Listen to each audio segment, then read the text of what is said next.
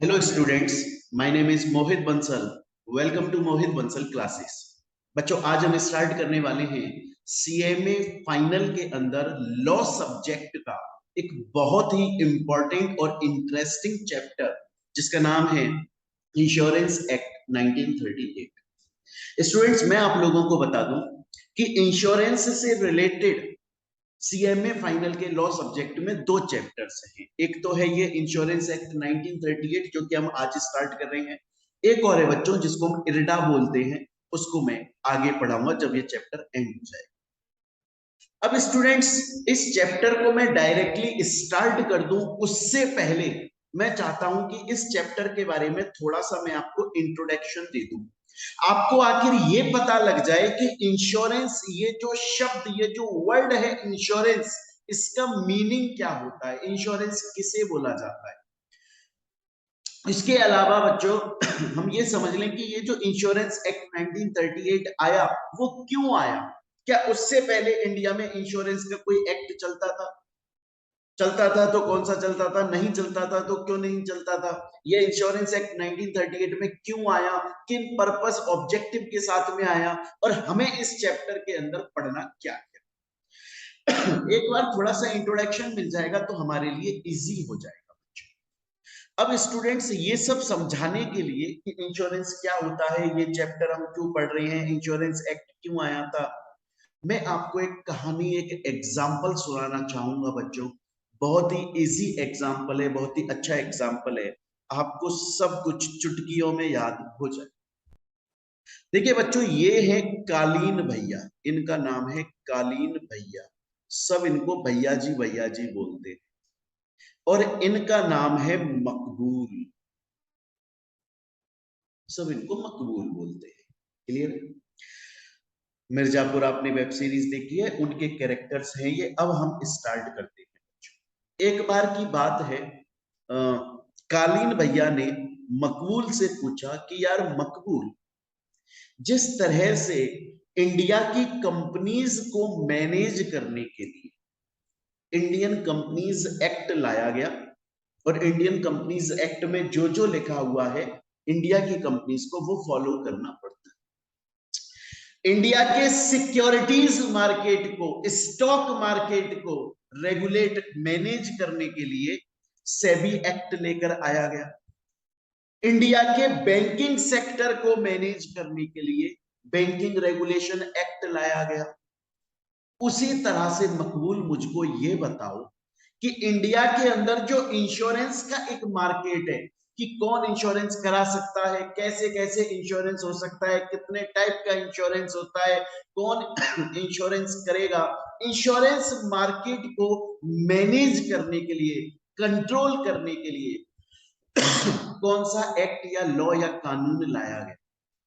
मकबूल बोला कि भैया जी, इंश्योरेंस एक्ट 1938 लाया गया है। जैसे इंडिया की कंपनीज को मैनेज करने के लिए कंपनीज एक्ट है, स्टॉक मार्केट को मैनेज करने के लिए सेबी एक्ट है, बैंक्स को मैनेज करने के लिए बैंकिंग रेगुलेशन एक्ट है, उसी तरह से इंडिया के इंश्योरेंस सेक्टर को मैनेज करने के लिए इंश्योरेंस एक्ट 1938 लाया। कालीन भैया बोले ठीक है, चलो समझ में आ गया कि इंडिया का इंश्योरेंस सेक्टर सही से चले, जो लोग इंश्योरेंस करवा रहे हैं वो सही से करवा लें, और सही से प्रीमियम का अमाउंट है, ऑल दैट, ये रूल्स रेगुलेशंस के लिए इंश्योरेंस एक्ट लाया। ओके यार मकबूल, आखिर ये इंश्योरेंस होता क्या है, क्या होता है ये इंश्योरेंस? अब बच्चों, मकबूल समझा रहे हैं कि आखिर इंश्योरेंस क्या होता है, आपको बड़े ध्यान से सुनो। मकबूल बोले कि कालीन भैया, इंश्योरेंस एक तरह का सिस्टम है, एक सिस्टम है। देखिए क्या होता है प्रैक्टिकली अगर हम देखें, आज कोई भी इंसान कोई भी सामान खरीदता है। फॉर एग्जाम्पल, मैंने एक कार खरीदी, या मैंने अपना एक घर खरीदा, या बच्चों मैंने कुछ भी चीज, मैंने कैमरा खरीदा, जिससे मैं आपको पढ़ा रहा हूं, मैंने कैमरा खरीदा, मैंने लैपटॉप खरीदा। मान लीजिए मैं बिजनेस करता हूं, डिपार्टमेंटल स्टोर, मैगी बेचता हूं, बिस्किट, नमकीन, तो मैंने अपने उन गुड्स का वो गुड्स मैंने परचेज किए, या इवन मैं खुद अपनी बात करूं, मेरी लाइफ, हम हमेशा डरते हैं कि यार कहीं मुझे कल को कुछ हो गया तो मेरे फैमिली, मेरे परिवार का क्या होगा, उनको कौन कमा के देगा। यार मैंने जो कैमरा खरीदा, मैंने कार खरीदी, अगर कल को उसका एक्सीडेंट हो गया या कुछ खराब हो गया तो फिर यार उसको मैं सही कैसे करवाऊंगा। यार मेरी जो दुकान चल रही है, मेरा जो शोरूम चल रहा है, कल को उसमें आग लग गई तो फिर यार मेरा तो पूरा सामान जल जाएगा, मैं तो बर्बाद हो जाऊं। हर इंसान को ये डर लगता है कि यार मैं रोड पे चल रहा हूँ, कहीं मेरा एक्सीडेंट हो गया तो, अभी ये छत गिर गई तो, मुझे हार्ट अटैक आ गया तो, कुछ भी। लाइफ का भी एक डर लगता है, और जो सामान हमने खरीदा है उसका भी हमें डर। इंसान बोलता है यार कल को अगर मेरे ऊपर मुसीबत आई तो फिर यार मैं कहां जाऊंगा उस मुसीबत को टालने के लिए, मेरे पास में पैसा कहां से आएगा जो लॉस मुझे हुआ है उसकी भरपाई करने के। वो सोचता है कि यार अगर मैं अपने इस, सपोज करो ये प्रोडक्ट है, मैं इस प्रोडक्ट का इंश्योरेंस करवा लूं तो होगा क्या कि मैं एक कंपनी के पास में जाऊंगा, उस कंपनी से जाकर बोलूंगा कि देखिए मैंने ये एक मोबाइल परचेज किया है, बहुत महंगा मोबाइल है जो मैंने खरीदा है, आप इस मोबाइल का इंश्योरेंस कर दीजिए। मतलब मैं आपको कुछ पैसा प्रीमियम के तौर पर पे करता रहूंगा, हर महीने पे करता रहूंगा पर्टिकुलर टाइम तक, आप हर महीने वो पैसा मेरे से लेते रहिए। और कल को अगर इसमें कुछ दिक्कत आ जाती है, मेरे कार का, मैंने मान के चलिए मैंने कार का करवा लिया, घर का करवा लिया, कल को वो टूट गया, कल को एक्सीडेंट हो गया, है ना, कल को टायर खराब हो गया, आगे की विंडशील्ड खराब हो गई, दरवाजे खराब हो गए, कुछ, या मैं, मेरी लाइफ है, कल को मैं मर गया, मेरा, मैं अभी पढ़ा रहा हूं, मेरी आवाज चली गई, मेरा हाथ नहीं रहा, तो फिर उस केस में आप उस लॉस की भरपाई करेंगे, आप मुझे पैसा देंगे। ऐसा सभी लोग सोचते हैं, तो वो सब लोग क्या करते हैं, एक कंपनी के पास में जाते हैं और उस कंपनी से बोलते हैं कि हम हर महीने आपको प्रीमियम पे करते रहेंगे, या एक बार में प्रीमियम का अमाउंट दे देंगे और आप हमारी इस चीज का या हमारी लाइफ का इंश्योरेंस कर दीजिए, कल को अगर लॉस हुआ तो मुझे टेंशन नहीं रहेगी कि यार वो जो लॉस हुआ है उसकी भरपाई मुझे अकेले नहीं करनी है, बल्कि कंपनी खड़ी है जो वो भरपाई करेगी।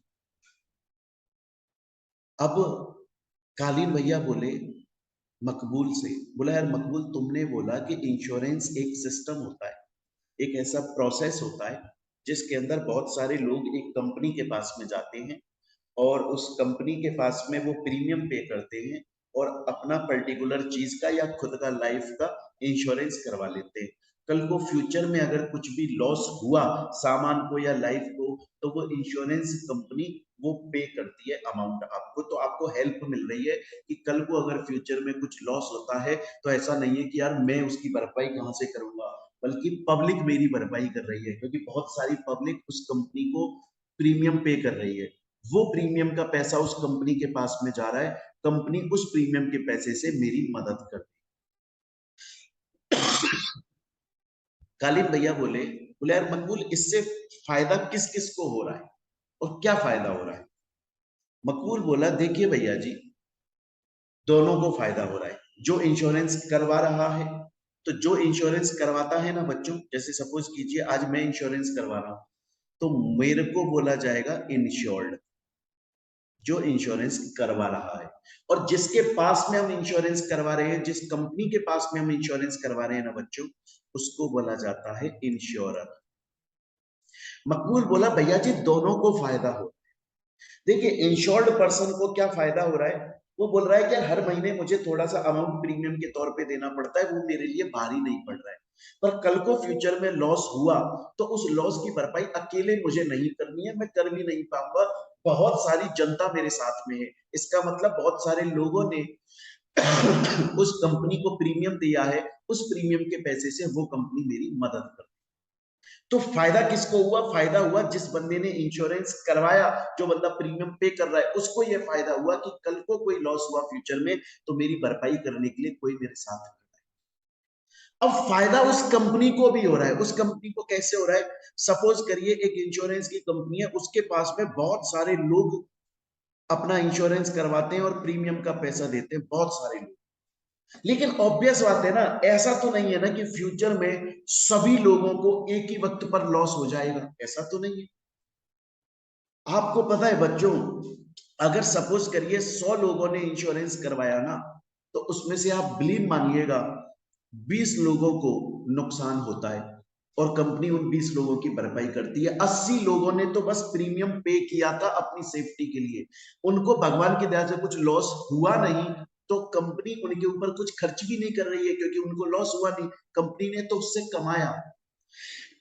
तो कंपनी को क्या फायदा हो रहा है? कंपनी को यह फायदा हो रहा है कि यार मुझे बहुत सारे लोग प्रीमियम का पैसा पे कर रहे हैं, लेकिन उनमें से लॉस कुछ लोगों का ही हो रहा है, तो मैं उन लोगों को जो लॉस हुआ है उसकी भरपाई कर दूंगी। बहुत सारे लोगों ने तो मेरे को प्रीमियम दिया है, उनको सबको लॉस एक ही बार में थोड़ी ना हो रहा है, तो वो पैसा तो मेरे पास में सेफ पड़ा है, मैं उसे कहीं और इन्वेस्ट करके प्रॉफिट कमा लूं।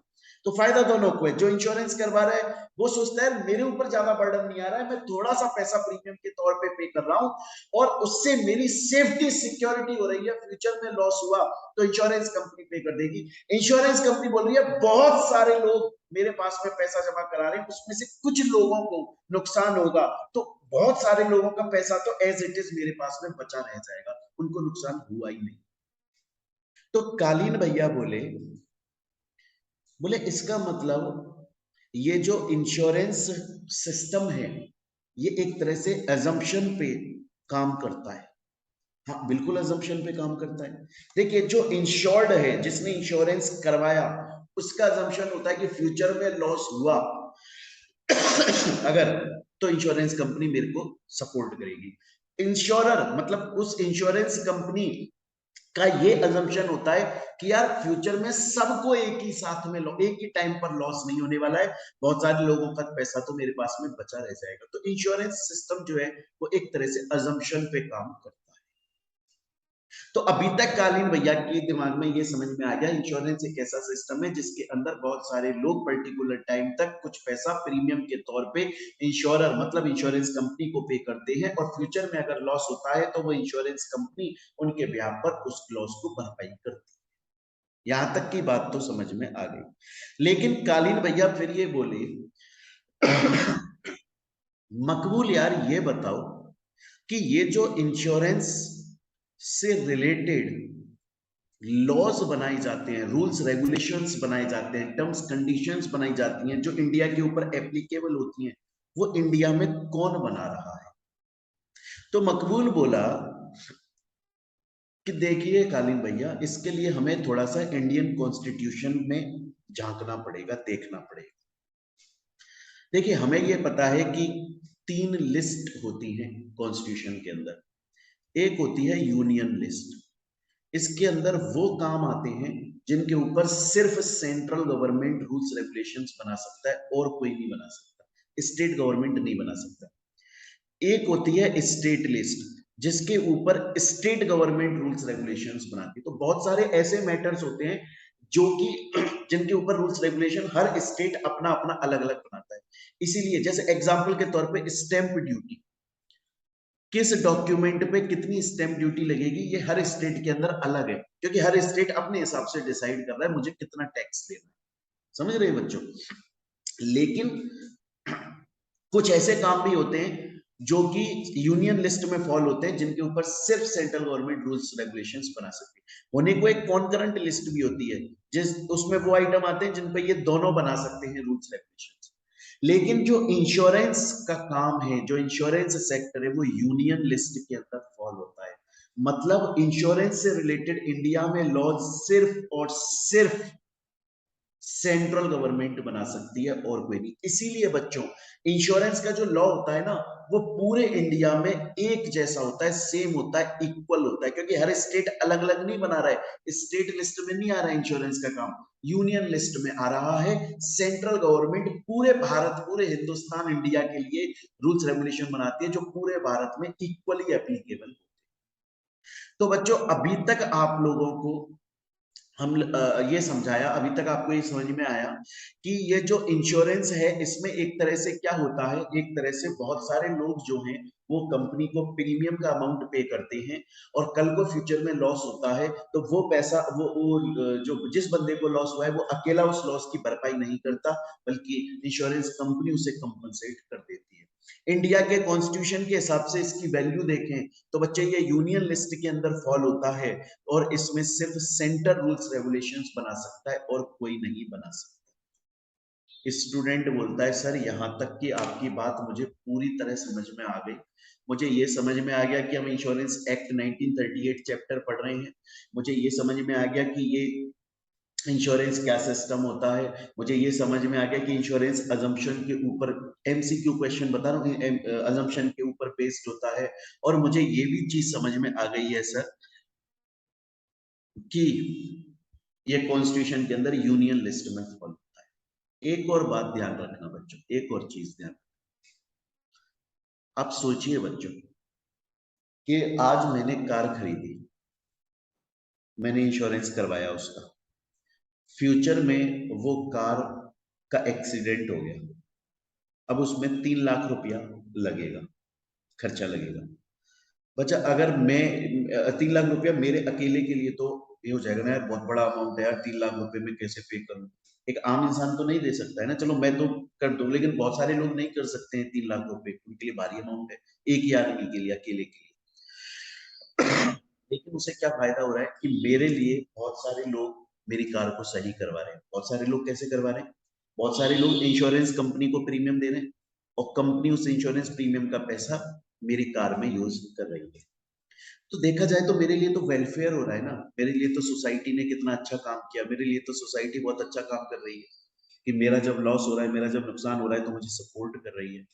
तो अगर एग्जाम में एमसीक्यू के अंदर 1 मार्क का क्वेश्चन आ जाता है ना बच्चों, तो हालांकि एमसीक्यू हम देखते हैं, तो एमसीक्यू के अंदर 1 मार्क का क्वेश्चन आ जाए कि इंश्योरेंस सेक्टर जो है वो इंडिया के अंदर किस स्टेट को रिप्रेजेंट करता है, आप लिखोगे वेलफेयर स्टेट को। वेलफेयर का मतलब है कि सोसाइटी मेरी मदद कर रही है, सामाजिक कार्य ज्यादा होता है।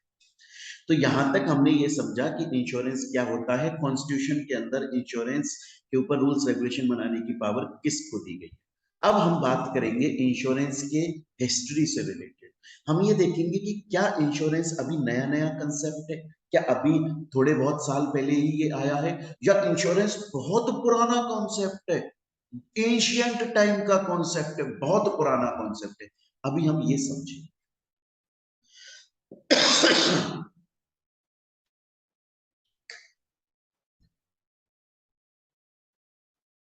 देखिए स्टूडेंट्स, ये जो इंश्योरेंस है ना, ये इंश्योरेंस कोई नया कंसेप्ट नहीं है। इंडिया के अंदर, इवन इंडिया के अंदर इंश्योरेंस एक बहुत पुराना कंसेप्ट है। इवन इंडिया के अंदर इंश्योरेंस पुराना कॉन्सेप्ट है। कैसे? आपको पता होगा, पहले के टाइम में आपने हिस्ट्री में पढ़ा होगा, सब्जेक्ट में अपने स्कूल में पढ़ा है, पॉलिटी में पढ़ा होगा आपने, कि ये जो हमारा भारत देश था ना, पहले बहुत अमीर देश था, सोने की चिड़िया कहलाता था, पता है ना आपको? गोल्डन वर्ल्ड के नाम से जाना जाता है, गोल्डन वर्ल्ड, सोने की चिड़िया के नाम से जाना जाता था। बाहर के लोग, बाहर की कंट्रीज, बाहर के देश हमारे यहाँ पर शिप से, जहाज से आया करते थे, पानी के रास्ते आया करते थे, और हमारे यहाँ पर बिजनेस किया करते थे, क्योंकि हमारे इंडिया जो है वो स्पाइसेस के लिए बहुत जाना जाता था। इवन आज मिर्ची मसाले, अचार, ये सब हम बहुत एक्सपोर्ट करते हैं। तो बाहर के लोग पहले मरीन के रास्ते, मतलब समुद्र के रास्ते बिजनेस करने इंडिया में आते थे। तो जब वो इंडिया में आ रहे हैं समुद्र के रास्ते, तो बहुत सारा सामान ला रहे हैं और बहुत सारा सामान वापस भी ले जा रहे हैं, उन्हें डर लगता था कल को ये हमारा जहाज डूब गया समुद्र में तो हम तो मरेंगे, हमारा सामान भी चला जाएगा और नुकसान बहुत ज्यादा हो जाएगा, या कल को हम बच गए लेकिन सामान डूब गया तो, इसलिए वो मरीन इंश्योरेंस करवा लेते थे। तो ये जो इंश्योरेंस का कॉन्सेप्ट है ना, इंडिया के अंदर कोई नया कॉन्सेप्ट नहीं है, ये बहुत पुराना कॉन्सेप्ट है, ये एंशियंट टाइम का कॉन्सेप्ट है। 1 मार्क क्वेश्चन बन सकता है यहाँ से। इवन बच्चों एक चीज और देखो, जैसे जॉइंट फैमिली होती है, जॉइंट फैमिली, आपको पता है बच्चों, एक जॉइंट फैमिली के अंदर सपोज करो दो बेटे हैं, एक माँ है, एक बहन है और एक फादर है। भगवान ना करे फादर की डेथ हो जाती है, तो माँ और बहन को टेंशन तो होती है दिन भर, लेकिन उतनी ज्यादा टेंशन नहीं होती है। क्यों? क्योंकि उनके पास में एक इंश्योरेंस पड़ा है पहले से। कई का इंश्योरेंस पड़ा है। कल को उनका बेटा जो है वो बिजनेस करने लग जाए, तो माँ और बहन को ये चिंता नहीं है कि यार हमारे खाने पीने के वांदे आ जाएंगे, हम भूखे मर जाएंगे। नहीं, हमारे बेटे हैं वो संभाल लेंगे, वो बिजनेस को टेक ओवर कर लेंगे। उसके अलावा इंश्योरेंस पूरी दुनिया लेकर रखती है।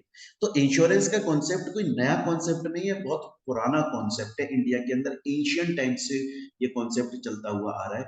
हाँ, लेकिन आज जो इंश्योरेंस एक्ट में जितने अच्छे रूल्स रेगुलेशंस बने हैं, इतने सारे रूल्स रेगुलेशंस बने हैं कि आज पूरे इंश्योरेंस मार्केट के अंदर कोई भी सिचुएशन आ जाए, उस सिचुएशन से रिलेटेड रूल्स रेगुलेशन हमारे एक्ट में लिखे हुए हैं। ऐसा हमेशा से नहीं था भाई। धीरे धीरे टाइम के हिसाब से ही तो चीजें डेवलप होती है ना। आप पहले जब छोटे बच्चे थे तो बहुत सारी चीजें आप गलतियां करते होंगे, लेकिन जैसे जैसे बड़े हुए तो हमें समझ में आने लगा कि यार ये गलती होती है, हमें नहीं करनी चाहिए। इंश्योरेंस का कॉन्सेप्ट इंडिया में चल तो बहुत पुराने टाइम से रहा है, एशियन टाइम से रहा है, लेकिन ये धीरे धीरे धीरे धीरे धीरे धीरे धीरे धीरे डेवलप हुआ है। इसमें धीरे धीरे सुधार आया है, इम्प्रूवमेंट हुआ है, और आज ये बहुत बेहतर स्टेज पर पहुंच चुका है इंश्योरेंस एक्ट। इवन बच्चों अगर आपको बताया जाए ना, 1912 से पहले, 1912 से पहले इंडिया के पास में खुद का कोई इंश्योरेंस का लॉ तक नहीं। 1912 से पहले ये हालत थी कि इंडियन कंपनीज एक्ट 1882 को ही इंश्योरेंस के लिए यूज किया जा रहा था। मतलब वो इंडियन कंपनीज एक्ट 1882 बनाया गया था इंडिया की कंपनीज को मैनेज करने के लिए, उसको इंश्योरेंस में यूज लिया जा रहा था। 1912 से पहले हमारा खुद का कोई सेपरेट इंश्योरेंस का लॉ नहीं था। लेकिन फिर धीरे धीरे जब हमें जरूरत महसूस हुई, जब 20th सेंचुरी स्टार्ट हुई और इंडिया में कंपनीज बनना स्टार्ट हुआ, पब्लिक के बीच में कंपनियां फैलने लगी, तब इंश्योरेंस एक्ट लेकर आया। और इंश्योरेंस एक्ट आया 1938 के अंदर। और उसको कौन लेकर आया था, मतलब किसने उसको रिकमेंड किया था? मिस्टर सुशील चंद्र सेन ने किया था। इनकी 1935 में एक कमिटी बनाई गई थी और इनसे बोला गया था आप इंश्योरेंस से रिलेटेड कुछ लॉ लेकर आइए। तो ये जो सुशील चंद्र सेन है, एससी सेन, इन्होंने कुछ रूल्स रेगुलेशंस बनाए और 1938 के अंदर इंश्योरेंस एक्ट लाया गया। ये हिस्ट्री है बच्चों, इससे रिलेटेड एग्जाम में क्वेश्चन 2013 से पहले आते थे, अब नहीं आते। इवन मैं आपको बता दूं, सीएमए फाइनल के लॉ के स्टूडेंट्स के लिए ये चैप्टर और इससे आगे वाला एल्डा चैप्टर, टोटल इंश्योरेंस सेक्टर जो है वो मैक्सिमम 4 to 5 मार्क्स का है, इससे ज्यादा का नहीं। इवन मैं आपको बता दूं बच्चों कि 2019 में, 2020 में, 2021 में सीएमए फाइनल लॉ के अंदर इन चैप्टर्स इंश्योरेंस से रिलेटेड कोई क्वेश्चन नहीं आया है। 2022 के जून में जरूर एक क्वेश्चन आया था 3 मार्क्स का। तो इसका एवरेज अगर हम लगाएं तो 3-4 मार्क्स का, 5 मार्क्स का मैक्सिमम बैठता है, इससे ऊपर नहीं बैठता है। हाँ, पर चैप्टर इंटरेस्टिंग। तो स्टूडेंट्स, अभी तक हमने क्या देखा आज की क्लास में? अभी तक हमने देखा कि आखिर इंश्योरेंस का मीनिंग क्या होता है। इंश्योरेंस एक्ट 1938 में एससी सेन, सुशील चंद्र सेन ने रिकमेंड किया था। हमने ये भी देखा 1912 से पहले हमारे पास में कोई खुद का इंश्योरेंस लॉ नहीं था। हम उस वक्त इंडियन कंपनीज एक्ट 1882 के प्रोविजन को इंश्योरेंस लॉ के अंदर यूज कर रहे थे। ये सब चीजें बच्चों हम यहाँ तक पढ़ चुके। अब चलते हैं स्टूडेंट्स हम आगे। अब आ जाता है कि इंश्योरेंस आखिर होते कितने टाइप का है, कितने टाइप का इंश्योरेंस होता है। तो इस बात को भी बच्चों हम लोग एग्जाम्पल से समझें।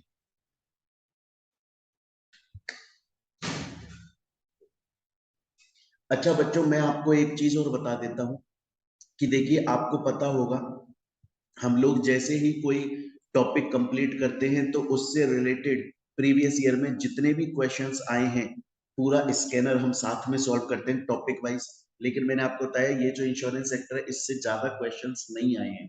तो आज की क्लास में हम जितने टॉपिक पढ़ पाएंगे ना, उनसे रिलेटेड कोई क्वेश्चन आया नहीं है।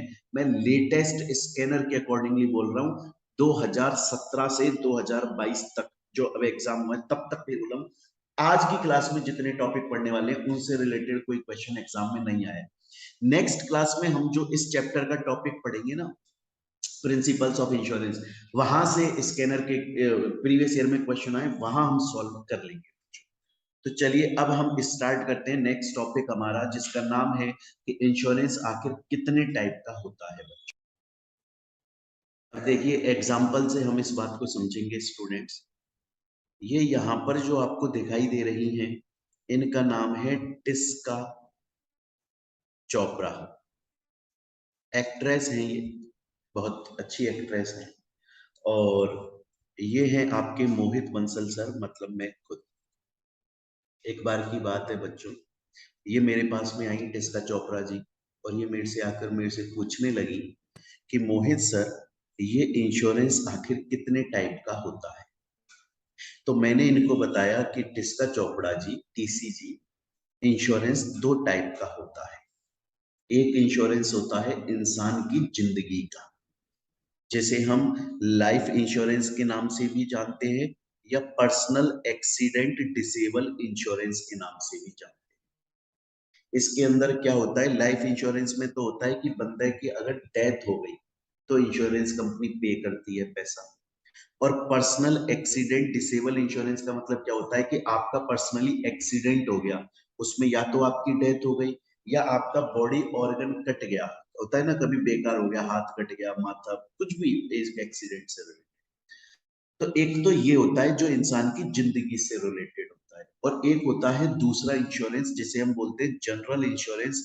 इसमें उस बंदे की असेट्स का इंश्योरेंस होता है, मतलब बेसिकली सामान का इंश्योरेंस होता है, जैसे कार इंश्योरेंस है ना, कार्गो का इंश्योरेंस, मरीन इंश्योरेंस, ये सब चीजें जो होती है, सामान का जो इंश्योरेंस होता है उसे हम जनरल इंश्योरेंस बोलते हैं।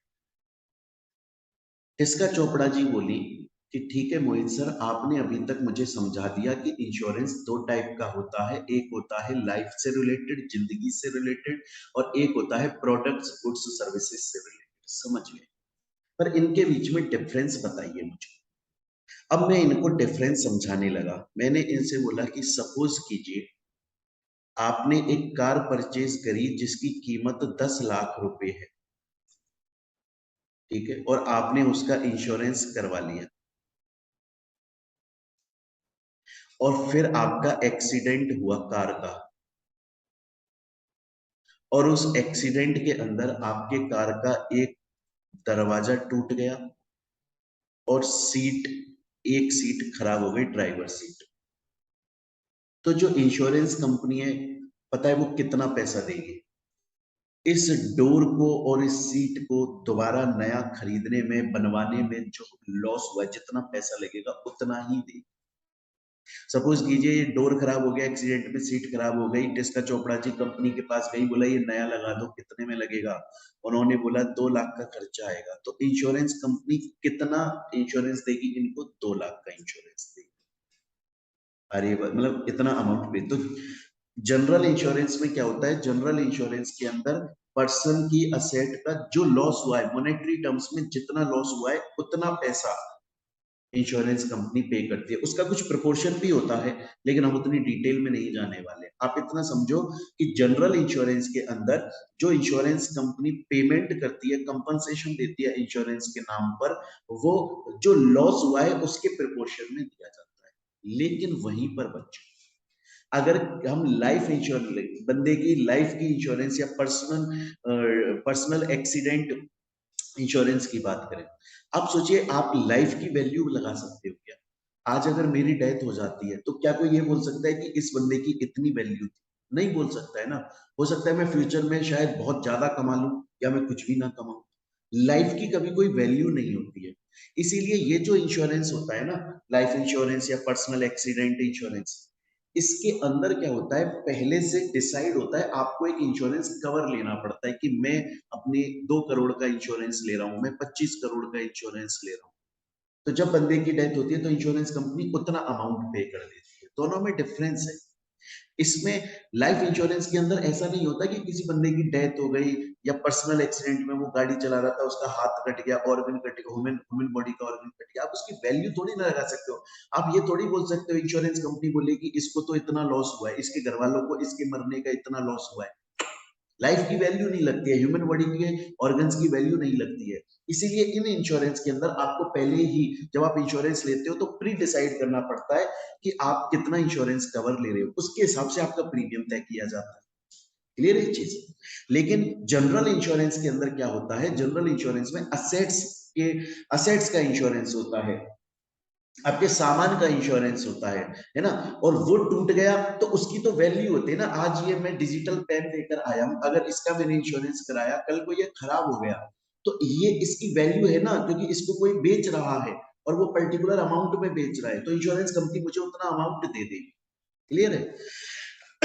तो देखिए दोनों के बीच में डिफरेंस भी समझ में आ गया। तो जिसका चोपड़ा जी बोली कि मोहित सर, आपने अभी तक मुझे ये बता दिया इंश्योरेंस दो टाइप का होता है और आपने मुझे दोनों के बीच का डिफरेंस भी बता दिया। लेकिन अब एक मेरा क्वेश्चन है सर, आजकल एक नया इंश्योरेंस चल रहा है, नया नहीं है पुराना ही है, काफी टाइम से चल रहा है, 2015 से ये डिफाइन भी हो गया था अच्छे से।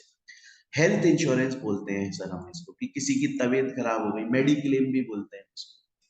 तो वो हॉस्पिटल में जाता है, हॉस्पिटल में जाके अपना ट्रीटमेंट करवाता है, तो उसके ट्रीटमेंट का खर्चा, दवाइयों का खर्चा, सब कुछ इंश्योरेंस कंपनी देती है।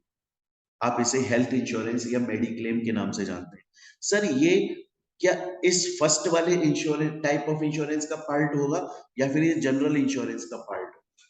यहाँ पर भी तो हेल्थ की बात आ रही है, पर्सनल की लाइफ की बात आ रही है।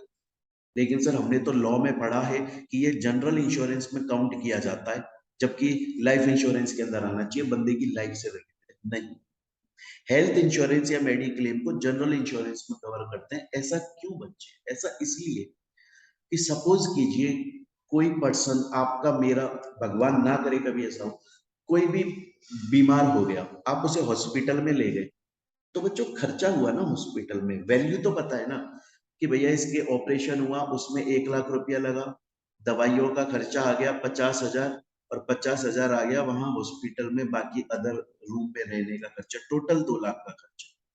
तो आपको अब इंश्योरेंस कंपनी कितना पे कर देगी? 2 लाख रुपए पे कर देगी इंश्योरेंस कंपनी। आप हॉस्पिटल में गए, हॉस्पिटल में जाके आपको बुखार आया था, वहां पर आपने कुछ चेकअप करवाया, 10,000 रुपए आपका टोटल खर्चा आया। ऐसा थोड़ी इंश्योरेंस कंपनी इसके बदले 2 करोड़ रुपए आपको दे देगी जैसा यहाँ होता है। तो हेल्थ हेल्थ के अंदर जब आप बीमार हुए तो वहां भी तो आपका जितना मॉनेटरी लॉस हुआ, जितना खर्चा हुआ, उतना ही तो आपको इंश्योरेंस के तौर पे कंपनी पे कर रही है। तो ये भी तो इस कॉन्सेप्ट से मिलता हुआ है। इसीलिए क्योंकि जनरल इंश्योरेंस में भी क्या होता है, जो लॉस हुआ उसके प्रिपोर्शन में इंश्योरेंस मिलता है, ना कि लाइफ की तरह कि भैया पहले से प्री डिसाइडेड है, डेथ हुई तो इसको 2 करोड़ 5 करोड़ जितने का उसने इंश्योरेंस करवाया था उतना पैसा मिलेगा। नहीं, हेल्थ इंश्योरेंस के अंदर भी आप हॉस्पिटल में जाते हो, ट्रीटमेंट कराते हो, दवाइयां लेते हो, वहां के रूम में स्टे करते हो, जो आपका खर्चा आ रहा है उतना आपको दे दिया जाता है। तो यहां तक बच्चों आज की क्लास में अभी तक हम लोगों ने क्या क्या पढ़ा, एक बार ये देखिए बच्चों। हमने अभी तक एक तो इंट्रोडक्शन पढ़ा कि आखिर इंश्योरेंस क्या होता है, कालीन भैया और मकबूल की हमने स्टोरी सुनी। हमने ये भी पढ़ा इंश्योरेंस यूनियन लिस्ट के अंदर आता है कॉन्स्टिट्यूशनल वैलिडिटी में, और सेंट्रल गवर्नमेंट ही रूल्स बना सकती है। उसके अलावा हमने हिस्ट्री पढ़ी कि बहुत पुराना कॉन्सेप्ट है, एशियन टाइम से चलता आ रहा था। पहले के ट्रेडर्स जो थे वो मरीन इंश्योरेंस करवाते थे, फैमिलीज के अंदर भी पहले इंश्योरेंस होता था। हालांकि हमारे पास 1912 1912 से पहले कोई पर्सनल इंश्योरेंस एक्ट नहीं था, हम इंडियन कंपनीज एक्ट 1882 को फॉलो कर रहे थे। लेकिन फिर जब 20th सेंचुरी की स्टार्टिंग में धीरे धीरे इंडिया में कंपनीज बनना स्टार्ट हुई, ग्रो होना स्टार्ट हुई, तो हमें लगा कि यार इंश्योरेंस की जरूरत है। तो फिर उस केस में इंश्योरेंस एक्ट लाया गया, और जो कि 1938 इंश्योरेंस एक्ट 1938 के नाम से जाना जाता है, जिसको एस सी सेन ने रिकमेंड किया था उनके कमेटी ने। उसके बाद में हमने देख लिया दो टाइप के इंश्योरेंस होते हैं। एक होता है बंदे की जिंदगी से रिलेटेड, जिसको हम लाइफ इंश्योरेंस या पर्सनल एक्सीडेंट इंश्योरेंस बोल सकते हैं, और एक होता है जनरल इंश्योरेंस। यहां तक हमको समझ में आ चुका है बच्चों। अब हम चलते हैं स्टूडेंट्स आगे।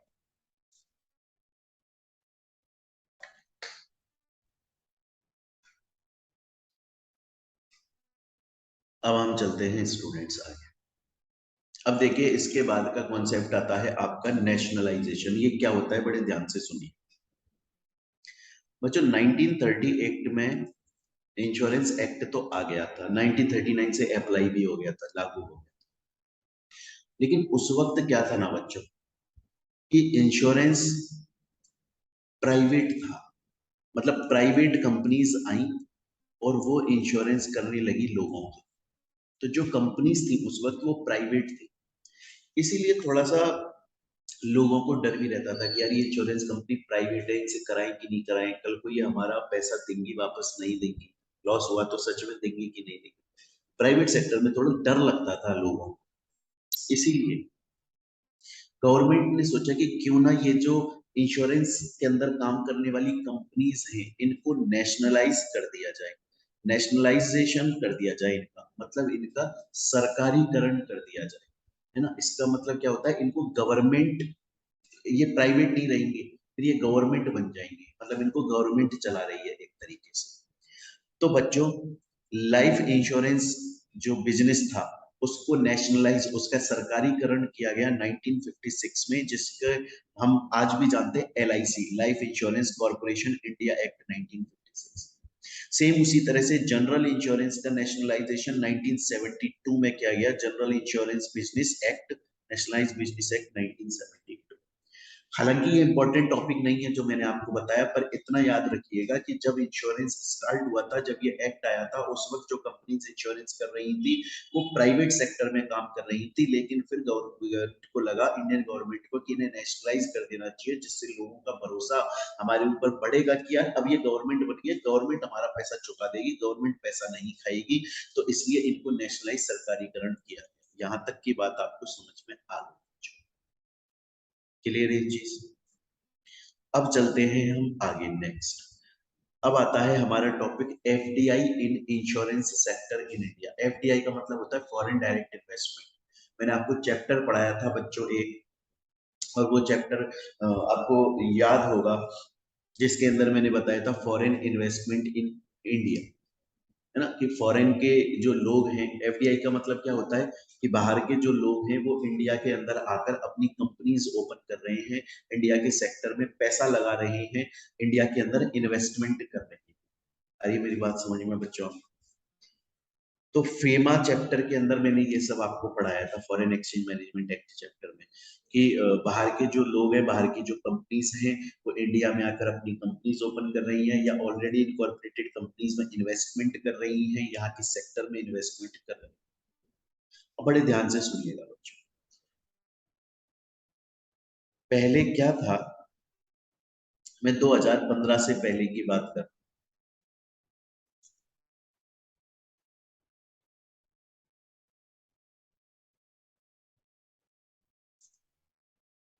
बच्चों ऐसा था पहले कि अगर कोई फॉरेन का पर्सन या फॉरेन की कंपनी इंडिया के इंश्योरेंस सेक्टर में अगर ऑटोमेटिक रूट से ऑटोमेटिक रूट से इन्वेस्टमेंट करना चाहती है, तो सिर्फ 26% ऑफ इक्विटी, उस कंपनी की जितनी इक्विटी है उसके 26% तक फॉरेन की कंपनी ऑटोमेटिक रूप से इंश्योरेंस सेक्टर में इन्वेस्टमेंट एफडीआई कर सकती थी। लेकिन फिर एक अमेंडमेंट आया, इंश्योरेंस लॉज अमेंडमेंट एक्ट 2015। आखिर में, हालांकि मैं पढ़ाऊंगा इसको, कि ये 2014 में ही एप्लीकेबल हो गया था, ये बैकडेट पर आया था एक्ट, वो मैं समझा दूंगा, बाद की बात है। अभी सिर्फ इतना समझो कि ये जो एक्ट आया था, अमेंडमेंट एक्ट, अमेंडमेंट जो आया था, इससे पहले इंडिया के अंदर इंश्योरेंस सेक्टर के अंदर फॉरेन का कोई भी कंपनी ऑटोमेटिक रूप से सिर्फ 26% ऑफ इक्विटी तक इन्वेस्टमेंट कर सकती थी। लेकिन इस अमेंडमेंट एक्ट के अंदर इसने इंक्रीज कर दिया उस लिमिट को, और वो 26% की जगह 49% हो गया। ये इंपॉर्टेंट बात मैंने बताई है। सेम बात को मैं दोबारा भी पढ़ाऊंगा, जब मैं आपको पढ़ाऊंगा कि जो ये अमेंडमेंट एक्ट आया था 2015 में, इसमें और क्या क्या बातें थी, तब मैं दोबारा से इसे रिपीट करूंगा। तो बच्चों आज की क्लास में हमने जो पढ़ा हम एक बार रिवाइज कर लेते हैं। आज हमने पढ़ा इंश्योरेंस क्या होता है, और इंश्योरेंस एक ऐसा सिस्टम है जहाँ बहुत सारे लोग इंश्योरेंस कंपनी को पैसा देते हैं और लॉस हो जाए तो वो कंपनी उनकी भरपाई करती है। उसके बाद में बच्चों फिर हमने ये देख लिया कि ये जो इंश्योरेंस सेक्टर है इंडिया के अंदर, इस पर सेंट्रल गवर्नमेंट यूनियन लिस्ट में फॉलो होता है, तो सेंट्रल गवर्नमेंट रूल्स बना लेती है। फिर इसका हमने हिस्ट्री देखी, नेशनलाइजेशन, टाइप ऑफ इंश्योरेंस, ये सब देख लिया है बच्चों। तो स्टूडेंट्स बाकी का अब हम अपनी नेक्स्ट क्लास में कंटिन्यू करेंगे। स्टूडेंट्स मैं आप लोगों को बता दूं, अगर आप हमारी क्लासेस परचेज करना चाहते हैं, है ना, तो आप हमारी क्लासेस को हमारे ऐप के थ्रू भी परचेज कर सकते हैं बच्चों। आप चाहें तो आप हमारी क्लासेस को ऐप पर भी परचेज करें। गूगल प्ले स्टोर पर जाकर टाइप करिए मोहित बंसल क्लासेस, वीडियो के डिस्क्रिप्शन में आपको लिंक मिल जाएगा। स्टूडेंट्स वेबसाइट का लिंक मिल जाएगा, क्लिक करते ही पहुंच जाओगे, वहां परचेज कर सकते हो। और अगर आप चाहो बच्चों तो हमारी क्लासेस को आप गूगल ड्राइव पर भी परचेज कर सकते हो। इस नंबर पे कांटेक्ट करें, कॉल कर लें, व्हाट्सएप कर लें, टेलीग्राम पर मैसेज कर लें, मेरी पूरी टीम है वो आपको अच्छे से रेस्पॉन्स देगी। तो अगर आप परचेज करते हैं तो आपको एक तो हमारी कंप्लीट क्लासेस मिलती हैं जिसमें पूरा स्कैनर टॉपिक वाइज सॉल्व होता है।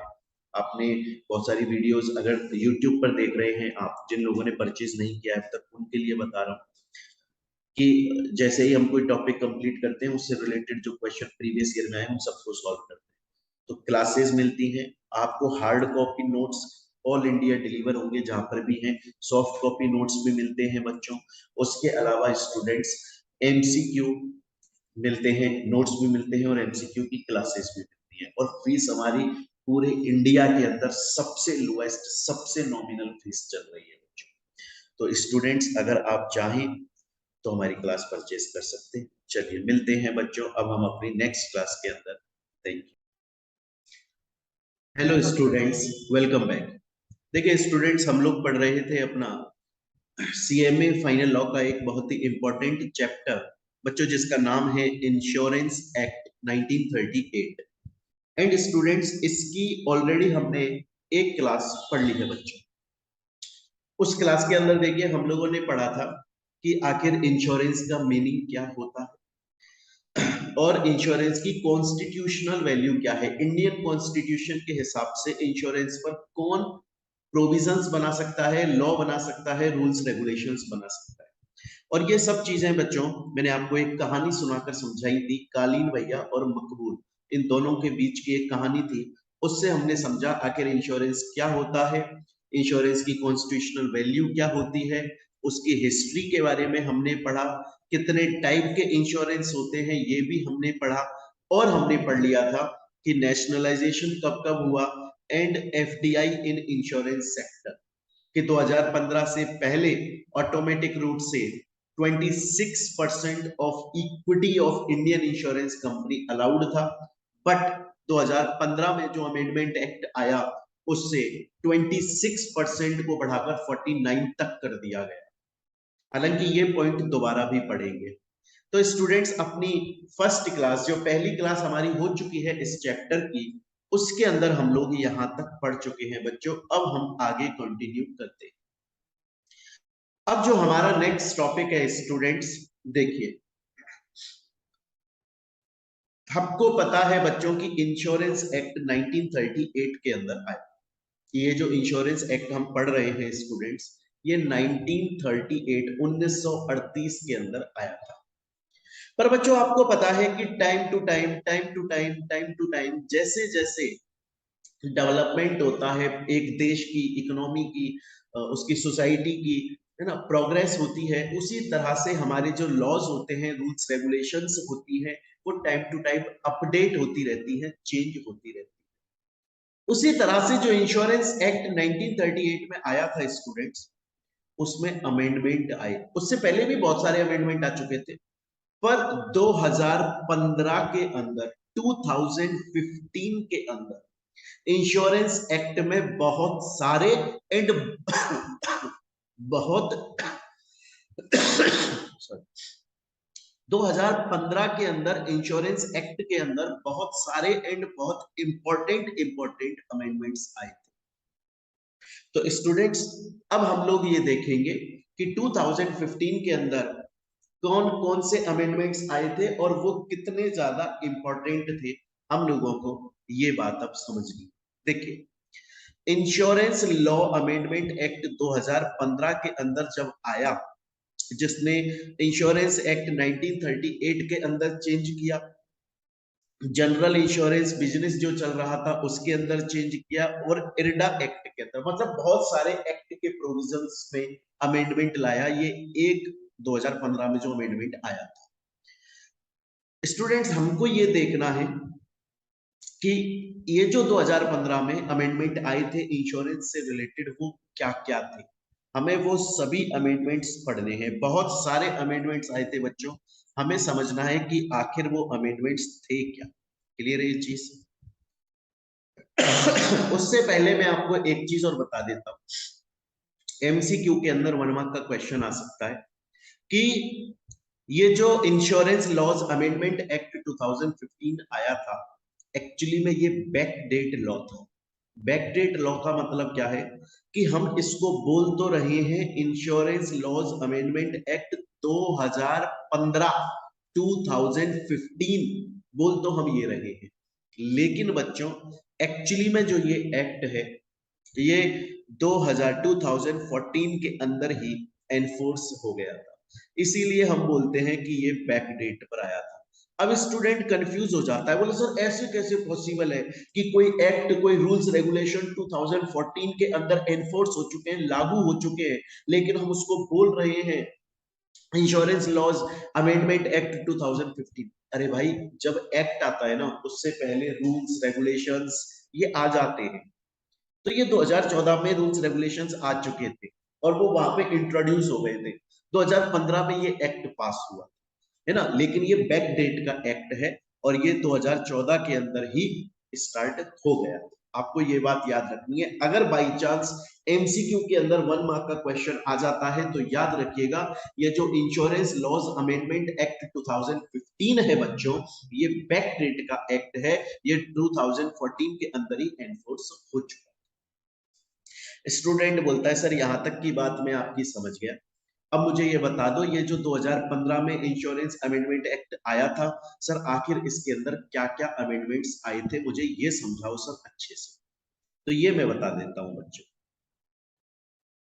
देखिए, सबसे पहली बात जो मैंने आपको बताया था कि एफडीआई इंश्योरेंस के अंदर, इंश्योरेंस सेक्टर में एफडीआई ऑटोमेटिक रूट में कितना अलाउड था पहले, 26% ऑफ इक्विटी।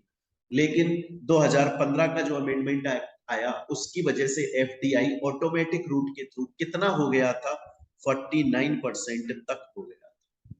क्लियर है स्टूडेंट्स? ये हो गया आपका फर्स्ट पॉइंट। अब आ जाता है सेकंड पॉइंट। बच्चों, पहले पेनल्टीज क्या थी? देखो, इंश्योरेंस सेक्टर के अंदर अब इंश्योरेंस जो कंपनीज हैं, इंश्योरेंस के जो एजेंट हैं जो कंपनीज के लिए काम कर, बहुत बार वो लोग फ्रॉड भी कर देते हैं, बहुत बार वो लॉ को फुलफिल नहीं करते, बहुत गलत काम कर देते हैं, उसकी वजह से उनके ऊपर पेनल्टी लगती है। लेकिन ये जो अमेंडमेंट एक्ट आया 2015 में, इससे पहले जो पेनल्टी थी वो मैक्सिमम 1 करोड़ रुपए तक की पेनल्टी। तो इंश्योरेंस कंपनीज बहुत बड़ी बड़ी कंपनीज होती थी, बहुत लंबी चौड़ी उनकी कमाई थी, वो कंपनीज फ्रॉड भी कर लेती थी और पेनल्टी देने को भी तैयार हो जाती थी, क्योंकि पेनल्टी मैक्सिमम 1 करोड़ तक की हो सकती थी। इसलिए वो बोलते थे यार हमने तो फ्रॉड करके कमाए हैं बहुत सारे करोड़ रुपए, अगर 1 करोड़ रुपए तक की पेनल्टी हमें पे करनी पड़ रही है तो क्या टेंशन है, फिर भी हमने फ्रॉड करके बहुत पैसा कमाया। लेकिन कंपनी, ये जो इंश्योरेंस लॉज अमेंडमेंट एक्ट 2015 आया, इसने बोला कि अब जो पेनल्टीज का अमाउंट है वो मैक्सिमम 1 करोड़ तक नहीं रहेगा, बल्कि पेनल्टीज का जो अमाउंट है वो 1 करोड़ से 25 करोड़ कर दिया गया। मतलब पेनल्टी भी बढ़ा दी गई। अब अगर सपोज कीजिए कोई भी एजेंट या इंश्योरेंस कंपनी फ्रॉड करता है, तो फिर उस पर जो मैक्सिमम पेनल्टी लग सकती है वो 25 करोड़ रुपए तक की लग सकती है। तो बच्चों, अभी तक हमने 2 मेजर अमेंडमेंट्स पढ़ लिए इंश्योरेंस लॉज अमेंडमेंट एक्ट 2015 के। पहला कि भैया 2015 से पहले इंश्योरेंस सेक्टर में ऑटोमेटिक रूट से 26% तक एफडीआई अलाउड थी, लेकिन 2015 अमेंडमेंट एक्ट जब आया तो ये 26% की लिमिट कितनी हो गई? 49%। सेकंड, जो इंश्योरेंस कंपनीज है, एजेंट है, वो कभी भी कुछ भी गलत कर रहे हैं, फ्रॉड कर रहे हैं, तो भैया उन पर जो मैक्सिमम पेनल्टी थी, मैक्सिमम पेनल्टी वो 1 करोड़ रुपए तक लग सकती थी, लेकिन अब वो 25 करोड़ रुपीस हो गई। तो हमने 2 अमेंडमेंट्स पढ़ लिए। अब आ जाता है थर्ड। देखिए बच्चों, जब भी आप जाओगे ना, जैसे अभी एग्जांपल देता हूं मैं आपको, हमारी ना एक स्कूटी है, तो इलेक्ट्रिक स्कूटी है, उसका एक्सीड अभी कुछ टाइम पहले मार्च में हमने परचेज करी थी उसको, और उसका 2 महीने बाद एक्सीडेंट हो गया। सपोज कीजिए मई के अंदर उसका एक्सीडेंट हो गया, तो वो हमने इंश्योरेंस कवर के अंदर आती थी वो, तो वो हमने सही होने के लिए भेजी। आपको पता है ऐसा नहीं होता है कि बस उसको डायरेक्ट भेज दो और सब हो जाता है, नहीं। पहले सर्वेयर आता है, सर्वेयर चेक करता है कि सच में ही एक्सीडेंट हुआ था, कहीं जानबूझ के तो नहीं तोड़ दी इन्होंने। पहले वो चेक करता है, हाँ जी इंश्योरेंस हुआ था। फिर उसके बाद में वो लिस्ट बनाता है कि इसमें क्या क्या चेंजेस होंगे, क्या क्या पार्ट्स नए डलेंगे, क्या क्या पार्ट्स पुराने डलेंगे। तो कहने का मतलब है कि जो इंश्योरेंस डिपार्टमेंट होता है ना, इंश्योरेंस सेक्टर, जब कोई भी पर्सन इंश्योरेंस ले रहा है, तो सिर्फ उसमें इंश्योरेंस कंपनी ही अकेली नहीं होती कि इंश्योरेंस कंपनी और सामने वाली पार्टी बस, बल्कि उसमें सर्वेयर भी होता है, एजेंट भी होते हैं, बहुत सारे लोग होते हैं। जब आप किसी चीज का इंश्योरेंस क्लेम करते हो तो ऐसा नहीं होता डायरेक्ट इंश्योरेंस कंपनी आपको इंश्योरेंस दे रही है। पहले सर्वेयर आएगा, चेक करेगा, फिर वो लिस्ट बनाएगा। ऐसे बहुत सारे लोग इसके, बहुत सारी पार्टीज इसके अंदर इन्वॉल्व होती है ना। बहुत बार हम री इंश्योरेंस ले लेते हैं, वो मैं समझाऊंगा अभी री इंश्योरेंस क्या होता है। इंश्योरेंस ब्रोकर मतलब बहुत सारी पार्टीज होती है। अभी तक क्या था, 2015 से पहले, 2015 से पहले जो हमारा इंश्योरेंस एक्ट था, उसके अंदर सिर्फ इंश्योरेंस कंपनीज को रेगुलेट करने के प्रोविजंस थे। जो ब्रोकर्स थे और अदर पार्टीज थी, री इंश्योरर थे, उनको रेगुलेट करने के प्रोविजंस नहीं थे। लेकिन ये जो अमेंडमेंट एक्ट आया, इसने बोला कि अब इस एक्ट के हिसाब से सिर्फ इंश्योरेंस कंपनी ही कंट्रोल नहीं की जाएगी, वो तो की ही जाएगी, उसके लिए तो रूल्स रेगुलेशन बने हैं। उसके अलावा जो सर्वेयर है, असेसर है, और इंश्योरेंस ब्रोकर है, थर्ड पार्टी एडमिनिस्ट्रेटर है, कोई भी है, सबको इस एक्ट के अंदर कंट्रोल किया जाएगा, रेगुलेट किया जाएगा, गवर्न किया जाएगा। तो बच्चों अभी तक हमने 3 अमेंडमेंट पढ़ लिए। मेजर अमेंडमेंट पहला जो एफडीआई था वो 26 से 49% हो गया, पेनल्टीज 1 करोड़ से 25 करोड़ रुपए तक की हो गई। और उसके अलावा बच्चों ये जो इंश्योरेंस, जितने भी इंश्योरेंस की अदर पार्टीज थी, उनको भी कंट्रोल करने की पावर आ गई। नेक्स्ट,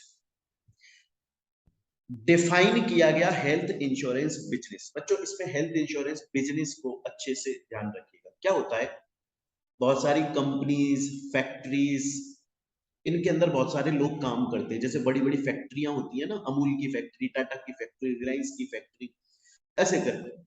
तो ना मोबाइल मोबाइल के अंदर काम कर रही है, बड़ी बड़ी फैक्ट्रीज के अंदर बहुत सारे एम्प्लॉइज काम कर रहे होते हैं। तो कंपनीज उनकी हेल्थ का इंश्योरेंस करवाती है, हम उसे बोलते हैं हेल्थ इंश्योरेंस बिजनेस, मतलब बिजनेस के सेंस में उनका इंश्योरेंस कराया। तो ये हेल्थ इंश्योरेंस बिजनेस जो टर्म है वो बहुत टाइम से चली हुई आ रही है, पर हमेशा ना ये लड़ाई चलती थी, एक एक प्रॉब्लम चलती थी कि कोई अगर एम्प्लॉय उस फैक्ट्री की प्रीमाइसेस के अंदर काम कर रहा है और उसके चोट लग गई, तो क्या वो इंश्योरेंस कवर में आता है? अगर मान लीजिए वो प्रीमाइस के बाहर काम कर रहा था और तब उसके चोट लग गई, क्या वो इंश्योरेंस कवर में आता है? मान लीजिए वो ट्रेवल कर रहा था कंपनी के काम से, फैक्ट्री के काम से, तब उसके चोट लग गई, क्या वो इंश्योरेंस कवर में? डिफाइन नहीं था, बस ये टर्म दे दी गई थी हेल्थ इंश्योरेंस बिजनेस। और जो बिजनेसेस थे, जो कंपनीज हैं, जो फैक्ट्रीज हैं, वो अपने एम्प्लॉइज का इंश्योरेंस करवा रही थी। कल को उनकी कुछ प्रॉब्लम होती, तबीयत तबीयत खराब होती है, समथिंग कुछ भी होता, कोई हादसा होता, तो इंश्योरेंस लिया जाता। लेकिन उस वक्त एक बड़ी लंबी लड़ाई चलती। इंश्योरेंस कंपनीज बोलती थी ये जो आपके एम्प्लॉय की लगी है, ये इंश्योरेंस कवर में नहीं आता है, हम पैसा नहीं देंगे। कंपनीज बोलती थी आता है, आपको देना पड़ेगा। तो 2015 में इस प्रॉब्लम को हटाया गया और डिफाइन किया गया आखिर हेल्थ इंश्योरेंस बिजनेस में क्या क्या कवर होगा। उसमें बोला गया अगर कोई एम्प्लॉय कंपनी के काम से ट्रेवल कर रहा है और उसकी लग जाती है, ये हेल्थ इंश्योरेंस बिजनेस में कवर होगा। पर्सनल एक्सीडेंट भी कवर होगा, है ना। तो जो नॉन सीरियस ऐसे लोग थे, जो कंपनीज फ्रॉड कर रही थी या जो फैक्ट्रीज फालतू का इंश्योरेंस ले लेती थी, है ना। फैक्ट्रीज भी सोचती थी, कंपनी सोचते थे कि यार हमारे एम्प्लॉय के ज्यादा तो लगी नहीं है, लेकिन फिर भी इंश्योरेंस के अंदर इसको डाल देते, हमारा पैसा बच जाएगा। तो जो नॉन सीरियस लोग थे, जो फ्रॉड करना चाह रहे थे, उनको कंट्रोल करने के लिए हेल्थ इंश्योरेंस बिजनेस को डिफाइन किया गया। तो बच्चों, हम लोगों ने अभी तक 4 मेजर अमेंडमेंट्स पढ़ लिए। एक तो पढ़ लिया, जो एफडीआई था वो 26% से 49 हो गया, पेनल्टी 1 करोड़ से 25 करोड़ हो गई। इंश्योरेंस के अंदर जो अदर पार्टीज है, third party insurance broker, surveyor, loss insurer, assessor, ये जब जो है उनको कंट्रोल करने का काम आ गया, इनके ऊपर अथॉरिटी आ गई। और उसके अलावा जो हेल्थ इंश्योरेंस बिजनेस है उसको भी डिफाइन कर दिया गया। इसके बाद में नेक्स्ट आ जाता है बच्चों, बड़े ध्यान से सुनो, एग्जाम्पल देकर फिफ्थ पॉइंट समझाऊंगा। सपोज कीजिए एक कंपनी है, इंश्योरेंस कंपनी,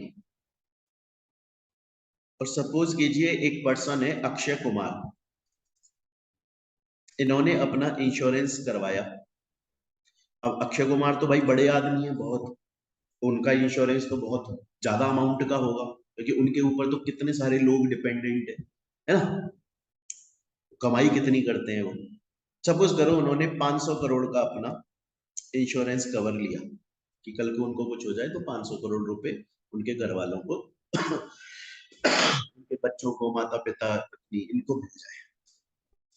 अब ये जो इंश्योरेंस कंपनी है ये बोली कि यार 500 करोड़ का इंश्योरेंस है भाई, कल को सच में अक्षय कुमार को कुछ हो गया तो यार हमें तो 500 करोड़ रुपए देने पड़ जाएंगे, भाई हमें तो 500 करोड़ रुपए देने पड़ जाएंगे। तो ये जो इंश्योरेंस कंपनी है, ये इंश्योरेंस कंपनी एक दूसरी इंश्योरेंस कंपनी के पास में गई और उस दूसरी इंश्योरेंस कंपनी के पास में जाकर बोली कि देखो अक्षय कुमार जी 500 करोड़ रुपए का इंश्योरेंस करवा रहे हैं हमारे से, हम आपके पास में आए हैं कि आप इस इंश्योरेंस का कुछ पार्ट हमसे इंश्योर कर लो। जैसे सपोज कीजिए अक्षय कुमार हर महीने हमको 1 लाख रुपया कंपनसेशन देंगे, तुम एक काम करो 500 करोड़ में से 100 करोड़ तुम इंश्योर कर दो, बचा हुआ 400 करोड़ हम अक्षय कुमार को इंश्योर कर देंगे। मतलब कल को अगर अक्षय कुमार को सच में कुछ हुआ तो 400 करोड़ तो हम दे देंगे इनके घर वालों को, 100 करोड़ रुपए तुम दे देना इनके घर वालों को। इसे री इंश्योरेंस बोलते हैं। मतलब ऑलरेडी इंश्योरेंस अक्षय कुमार एक कंपनी से ले चुके हैं, लेकिन वो कंपनी खुद दूसरी कंपनी, इंश्योरेंस कंपनी के पास में जाकर बोल रही है कि हमने जो इंश्योरेंस दिया है हम उसको आपसे साझा करना चाहते हैं, कंट्रीब्यूट करना चाहते हैं आपके साथ में, उसको री इंश्योरेंस कराना चाहते हैं, इसी री इंश्योरेंस को। अब इसमें 100 करोड़ का जो प्रीमियम, भाई अक्षय कुमार तो पूरा का पूरा प्रीमियम इसको दे रहे हैं, लेकिन उसमें से प्रिपोर्शनेट करके 100 करोड़ पे जो प्रीमियम बनता है ना, वो ये इसको देगी कि हम प्रीमियम का इतना पार्ट तुमको दे दिया करेंगे और कल को इनको कुछ हो जाता है तो 100 करोड़ तुम दे देना इनके घर वालों को, बचा हुआ 400 करोड़ हम दे देंगे। क्वेश्चन ये आता है कि क्या ये कंपनी पूरा का पूरा 500 करोड़ इनसे री इंश्योरेंस करवा सकती है? 100% नहीं, 100% री इंश्योरेंस नहीं करवा सकती, कुछ पार्ट करवा सकती है, पूरा नहीं करवा सकती। ये बात भी 2015 के अंदर बताई गई। क्लियर है ये चीज? ये बात भी 2015 अमेंडमेंट एक्ट में बताई गई थी कि 100% नहीं करवाया जा सकता, उसे एक्सक्लूड कर रहे हैं 100%। तो बच्चों अभी तक हमने 5 अमेंडमेंट्स पढ़ लिए। एफडीआई 26 से 49% हो गई, ऑटोमेटिक ग्रोथ में पेनल्टी मैक्सिमम 1 करोड़ थी 25 करोड़ हो गई, और बाकी के जो लोग थे उनको रेगुलेट करने के लिए प्रोविजंस आ गए।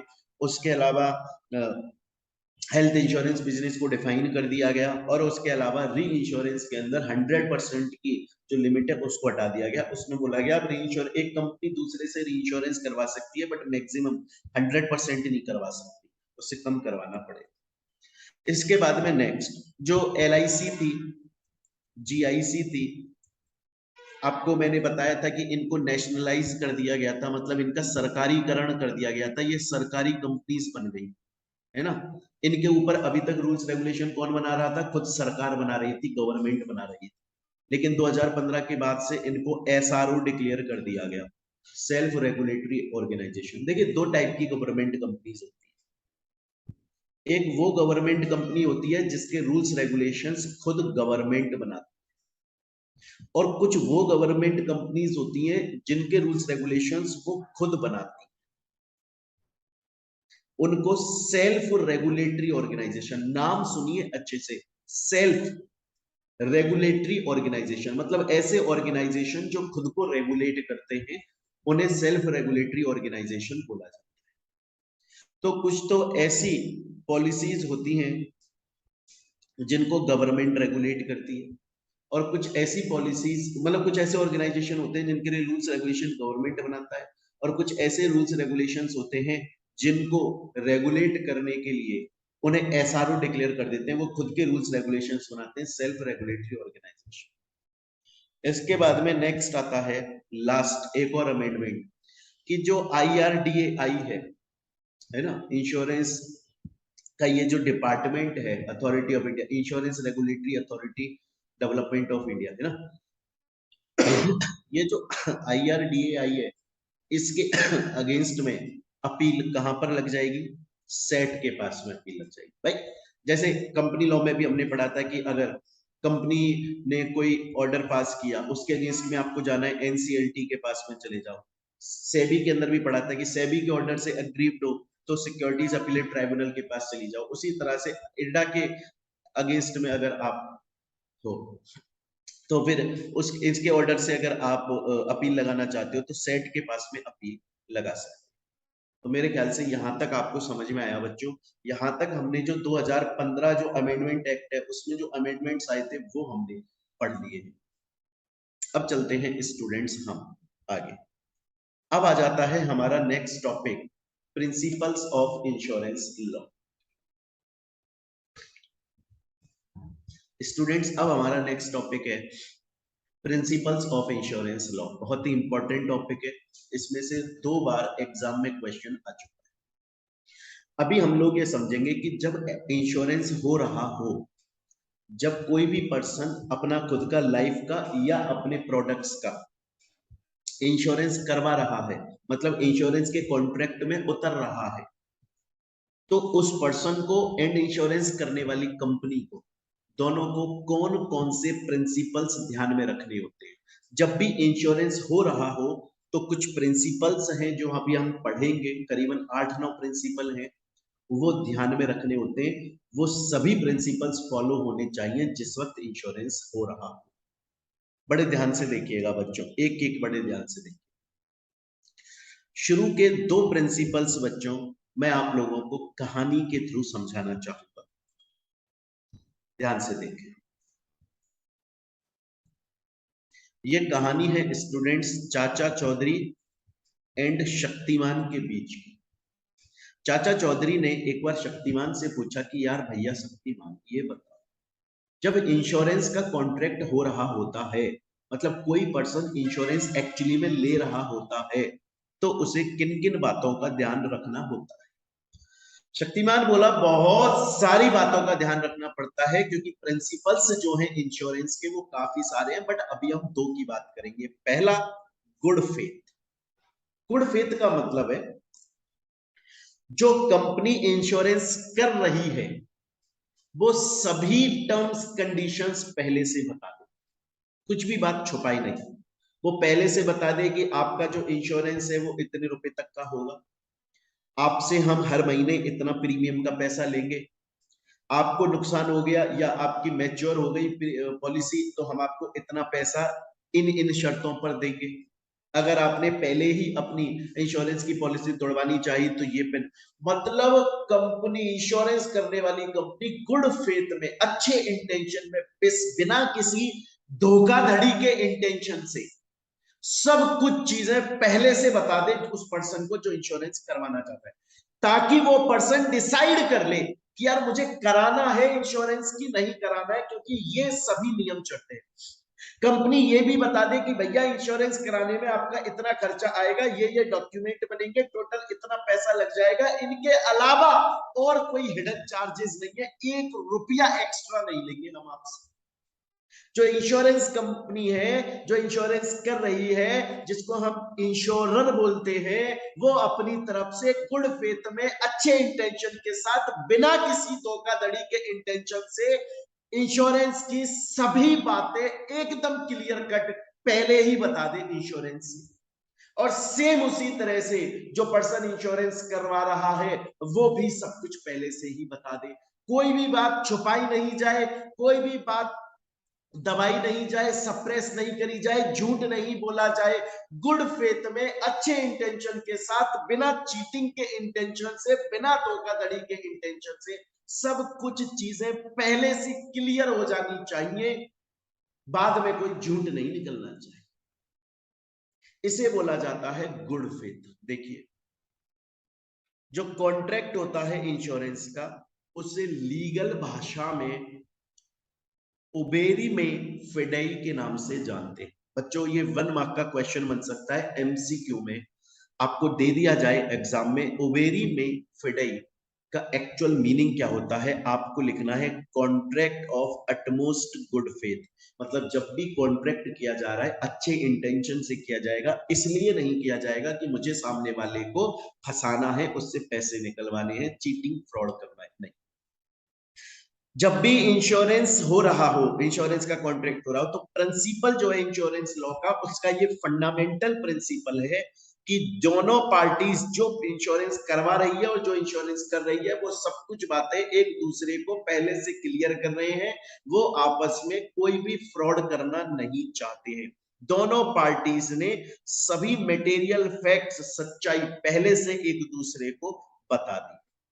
ऐसा नहीं हो कि इंश्योरेंस करने से पहले जो बातें बताई गई थी वो इंश्योरेंस होने के बाद में झूठी साबित हो जाए। फॉर एग्जाम्पल, मैं गया एक इंश्योरेंस कंपनी, रिलायंस कंपनी के पास गया या एलआईसी के पास में जाकर बोला मेरी लाइफ का इंश्योरेंस कर दो, बताओ कितने रुपए तक का कर दोगे और मुझे कितना प्रीमियम देना पड़ेगा। एलआईसी ने बोला कि साहब आपका हम 50 करोड़ रुपए तक का लाइफ इंश्योरेंस कर देंगे, आपकी कमाई को देखते हुए 50 करोड़ तक का हो जाएगा, आपको इतना प्रीमियम हर महीने देना पड़ेगा, अभी इंश्योरेंस करवाओगे तो 10,000 रुपए आपके खर्च होंगे, इसके अलावा कोई और खर्चा नहीं। मैंने एलआईसी से बोला ठीक है मेरा इंश्योरेंस करो, उन्होंने 10,000 रुपए अभी मेरे से ले लिए इंश्योरेंस करने के, फिर बोले 2,000 रुपए और लगेंगे भाई साहब, आपके कुछ स्टाम्प पेपर और बनेंगे। मैं बोला कि यार ये तो अटमोस्ट गुड फेथ रहा ही नहीं। पहले आपसे मैंने क्लियरली पूछा था कोई हिडन चार्ज तो नहीं है, कोई फालतू का चार्ज तो नहीं है, कोई भी टैक्स, कुछ भी सिंगल 1 रुपया भी है तो पहले से मुझे क्लियर कर दो। आपने बोला सिर्फ 10,000 लगेंगे, अब आप 2,000 एक्स्ट्रा मांग रहे हो, ये तो गलत है। या ऐसे मैं बोल दूं कि मैं एलआईसी के पास में गया, मैंने पूछा कि साहब मेरी लाइफ का इंश्योरेंस कर दो, उन्होंने बोला मोहित बंसल जी आपकी कमाई को देखते हुए 50 करोड़ रुपए तक का आपकी लाइफ का इंश्योरेंस हो जाएगा। मुझे लगा कम है यार, तो मैंने क्या करा, अपनी इनकम झूठ मूठ ऊपर नीचे कर दी, बढ़ा दी। उन्होंने बोला हाँ जी अब तो आपका 100 करोड़ तक का हो जाएगा, लेकिन वो गुड फेथ नहीं रहा ना, वो धोखाधड़ी है, ऐसा नहीं होना चाहिए। क्लियर है ये चीज यहां तक? तो यही बात इसमें लिखी हुई है। एक प्रिंसिपल जो है इंश्योरेंस लॉ का, सबसे पहला फंडामेंटल बेसिक प्रिंसिपल है कि अटमोस्ट गुड फेथ, दोनों पार्टी सही से सब कुछ पता कर रहे। तो चाचा चौधरी ने जब शक्तिमान से पूछा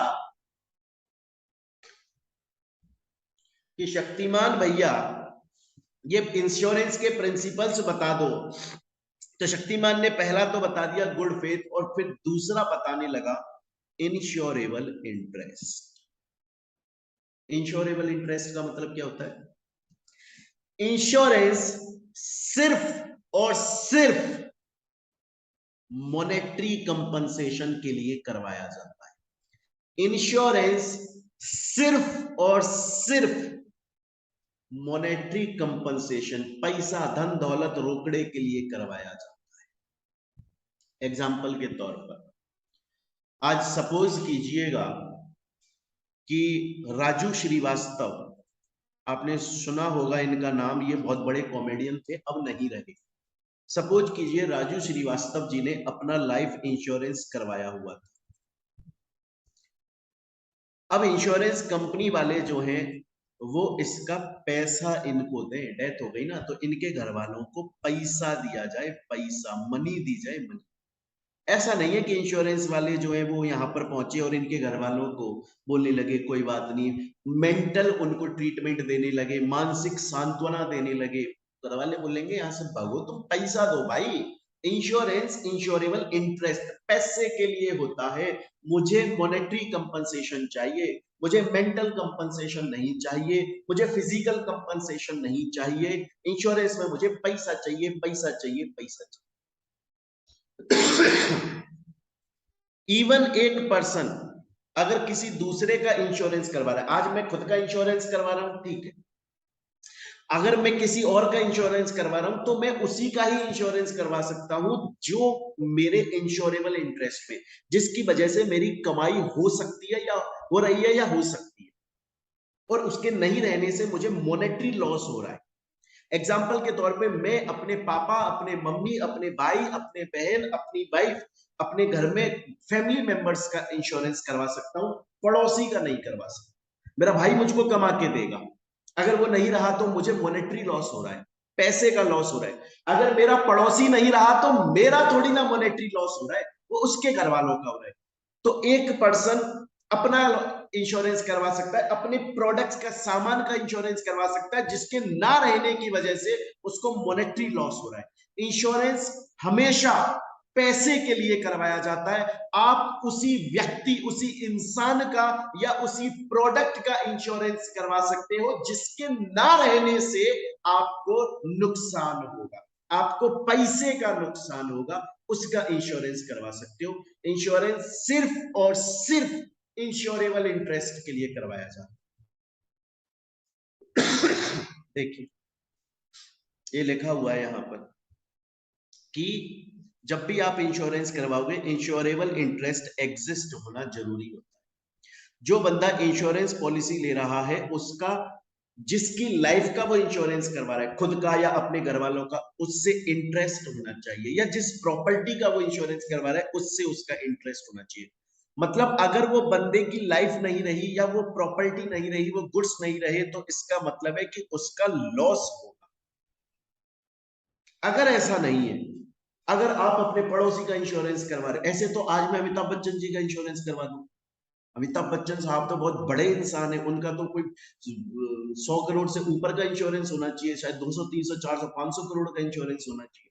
ऐसे तो मैं अमिताभ बच्चन साहब का करा दूं, कल को उनको कुछ हो जाए मुझे थोड़ी ना पैसा मिल जाएगा, क्योंकि उनके ना रहने से मेरे ऊपर पैसे से कोई फर्क नहीं पड़ रहा है, वो मुझे कमा के नहीं दे रहे, उनसे उनके घर वालों को फर्क पड़ता है। इंश्योरेंस सिर्फ और सिर्फ इंश्योरेबल इंटरेस्ट के लिए करा जाता है। मैं मेरे सामान का इंश्योरेंस, मेरे प्रोडक्ट्स का इंश्योरेंस करवा सकता हूं, किसी और के प्रोडक्ट का इंश्योरेंस नहीं करवा सकता।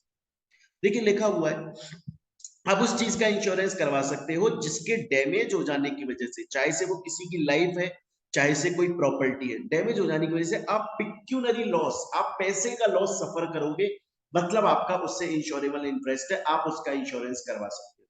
अगर कोई चीज डैमेज हो रही है या कोई मर रहा है, किसी की लाइफ खत्म हो रही है, उससे आपका पिक्यूनरी लॉस नहीं हो रहा है, आप उसका इंश्योरेंस नहीं करवा सकते, आपका इंश्योरेबल इंटरेस्ट नहीं बनता। क्लियर है चीज? तो बच्चों यहां तक की बात आपको समझ में आ रही है।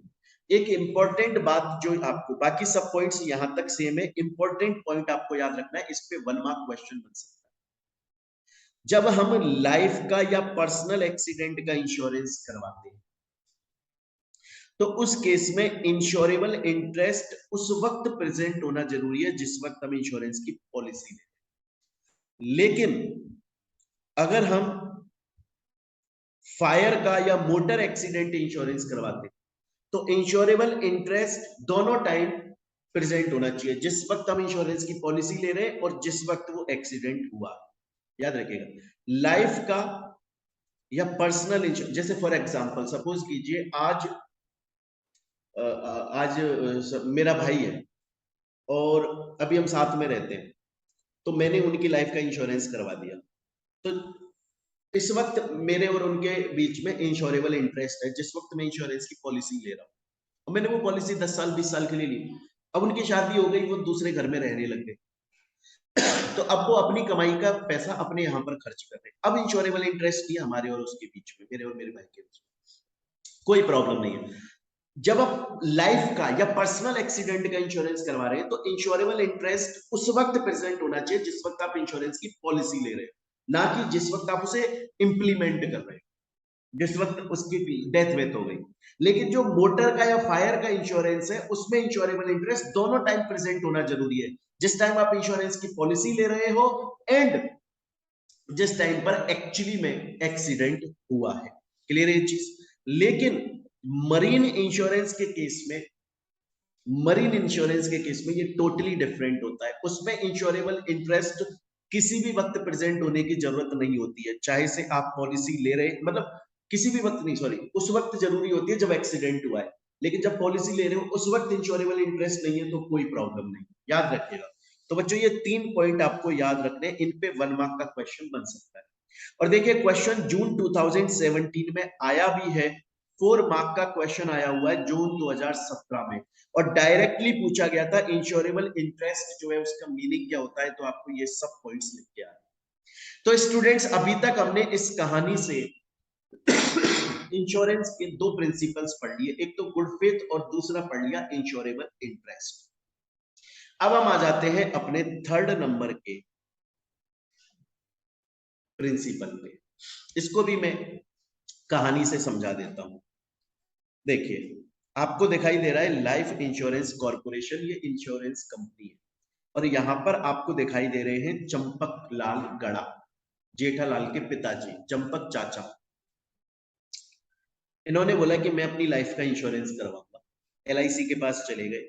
एलआईसी वालों ने इनसे पूछा कि चाचा जी अभी आपका इंश्योरेंस हुआ नहीं है, अभी हम कर रहे हैं, तो हम उन बीमारियों का इंश्योरेंस आपकी लाइफ में करेंगे।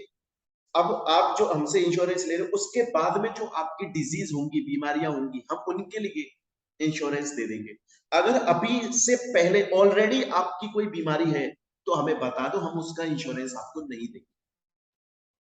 पूछा गया चाचा जी से क्या कोई बीमारी है, क्योंकि जब भी आप अपनी लाइफ का इंश्योरेंस लेते हैं ना तो आपको जो बीमारी पहले से है उसका वो इंश्योरेंस नहीं देते, बल्कि जो अब इंश्योरेंस के बाद में बीमारी नहीं हो रही है उनका वो इंश्योरेंस देते। तो पूछा गया चाचा जी से, चाचा जी बोले मुझे कोई डिजीज विजीज नहीं है, मैं एकदम बहुत ही ज्यादा फिट आदमी हूं और मेरे को कोई डिजीज नहीं है, ऐसा उन्होंने स्टेटमेंट दिया। लेकिन पता चला कि उनको डायबिटीज है। और देखो डायबिटीज एक ऐसी बीमारी है जिसकी वजह से बहुत सारी बीमारियां होती है, तो जिसको डायबिटीज होता है ना, अगर ये बात पहले से आप नहीं बता रहे हो तो एलआईसी जो भी कोई आपकी लाइफ का इंश्योरेंस कर रहा है वो पहले से पूछता है कि नहीं है, क्योंकि फिर वो पॉलिसी अलग बनती है। लेकिन चंपक चाचा जी ने मिस रिप्रेजेंटेशन कर दिया, झूठा स्टेटमेंट दे दिया, झूठ बोल दिया। ये मिस रिप्रेजेंटेशन है, ऐसा नहीं होना चाहिए। तो चाचा जी कौन है? चाचा जी पॉलिसी होल्डर है, जो पॉलिसी को होल्ड कर रहे हैं, इंश्योरेंस की पॉलिसी। और उन्होंने क्या किया है, उन्होंने एक मटेरियल फैक्ट को छुपाया है, सप्रेस किया है। देखिए हम कब बोलते हैं कि इंश्योरेंस के अंदर मिस रिप्रेजेंटेशन हुआ है, जब पॉलिसी होल्डर जो है वो मटेरियल फैक्ट को सप्रेस करता है। ये दोनों पॉइंट मिलकर बोलते हैं। पहला पॉइंट बोलता है कि मटेरियल फैक्ट को सप्रेस किया गया है, और सप्रेस करने वाला पॉलिसी होल्डर, जिसकी वजह से सामने वाली पार्टी को लॉस हो रहा है। तो ये मिस रिप्रेजेंटेशन है और ऐसा नहीं होना चाहिए, ऐसा हमारे इंश्योरेंस लॉ का प्रिंसिपल बोलता है। तो हमने 3 पढ़ लिए बच्चों। ये मिस रिप्रेजेंटेशन कहीं हद तक आपको गुड फेथ से मिलता हुआ लगेगा, पर आपको अलग लिखना है इसको। तो अभी तक हमने 3 प्रिंसिपल पढ़ लिया इंश्योरेंस लॉ के, एक तो पढ़ लिया गुड फेथ, एक दूसरा हमने पढ़ लिया बच्चों आप लोगों के लिए इंश्योरेबल इंटरेस्ट, और एक तीसरा बच्चों हमने पढ़ लिया मिस रिप्रेजेंटेशन। आगे चलो, नेक्स्ट आता है प्रिंसिपल ऑफ इंडेमनिटी। हालांकि मैं आपको बता दूं सीएमए स्टूडेंट्स, आपके मॉड्यूल के अंदर principal of indemnity and principle of subrogation एक ही में दिया हुआ है, जबकि एक्चुअली में इंडेमनिटी का मतलब अलग होता है, सबरोगेशन का मतलब अलग होता है। मैं आपको कंप्लीट क्लियर करके पढ़ाऊंगा, यहाँ पर कोई कंफ्यूजन नहीं रहेगा, ना ही हम गलत पढ़ाएंगे, एकदम सही। सीएमए मॉड्यूल में थोड़ा सा गलत दिया। सबसे पहली बात आती है प्रिंसिपल ऑफ इंडेमनिटी का मतलब क्या होता है। आपको इतना सारा कुछ नहीं पढ़ना पड़ेगा, अगर आप मेरा एक स्टेटमेंट सुन लेते हो तो ये पूरा 1 सेकंड में आपको समझ में आ जाए। जब आप जनरल इंश्योरेंस लेते हो, मैं लाइफ इंश्योरेंस की बात नहीं कर रहा हूं, मैं जनरल इंश्योरेंस की बात कर रहा हूं। जब आप जनरल इंश्योरेंस लेते हो तो उसके अंदर मैंने पहले भी बताया था, आपको इंश्योरेंस, आपको लॉस हुआ है तो कितना इंश्योरेंस का पैसा मिलता है, जितना आपको लॉस हुआ है उतना, ना कि आपने जो मैक्सिमम लिमिट इंश्योरेंस की ली हुई है। एग्जाम्पल के तौर पर जेठालाल ने अपने प्रोडक्ट गोडाउन के अंदर बहुत सारे एसी, कूलर, टीवी, फ्रिज रखे हुए हैं। उसने 5 करोड़ रुपए का इंश्योरेंस लिया, उसके गोडाउन में आग लग गई, उसमें 1 करोड़ का माल जल गया, तो इंश्योरेंस कंपनी उसको कितना पैसा देगी, जितना उसका लॉस हुआ है, ना कि जितने का उसने इंश्योरेंस लिया है। ये मैं जनरल इंश्योरेंस में, लाइफ इंश्योरेंस की बात ही नहीं कर, समझ रहे। तो प्रिंसिपल ऑफ इंडेमनिटी ये बोलता है कि जब आप इंश्योरेंस करते हो, वो इसलिए करते हो कि आपका जो लॉस हुआ है आप उसे कंपनसेट करवा सको। मतलब इंश्योरेंस कंपनी आपको उस स्टेज पर लाकर खड़ा कर दे कि आपका लॉस हुआ ही नहीं। मतलब इंश्योरेंस कंपनी जेठालाल को 1 करोड़ रुपए दे दे तो जेठालाल को लगे कि यार मेरा लॉस हुआ ही नहीं है, क्योंकि मेरा 1 करोड़ का लॉस हुआ था, इंश्योरेंस कंपनी ने मुझे 1 करोड़ रुपए कंपनसेट कर दिया, मतलब मेरा लॉस हुआ ही नहीं। इंश्योरेंस प्रॉफिट कमाने का पैसा नहीं है कि आपका लॉस तो हुआ 1 करोड़ का, आप इंश्योरेंस कंपनी से 5 करोड़ ले रहे हो, नहीं। तो प्रिंसिपल ऑफ इंडेमनिटी सीधी सपट क्लियर बात करता है कि जनरल इंश्योरेंस के केस में, जिसमें आपने गुड्स या प्रोडक्ट्स, कार्गोस का, मरीन का इंश्योरेंस करवाया हुआ है, उसमें आपको इंश्योरेंस का कितना पैसा मिलेगा, जितना आपका लॉस हुआ है उतना मिलेगा, उससे ज्यादा नहीं मिलेगा। इंश्योरेंस कंपनी आपको उस स्टेज पर लाकर खड़ा कर देगी जहां पर आपको यह फील होगा कि मेरा लॉस ही नहीं हुआ है, क्योंकि जितना लॉस हुआ उतना इंश्योरेंस कंपनी आपको कंपनसेट कर देगी। इस पूरे इतने सारे पॉइंट्स में बार बार यही बात लिखी।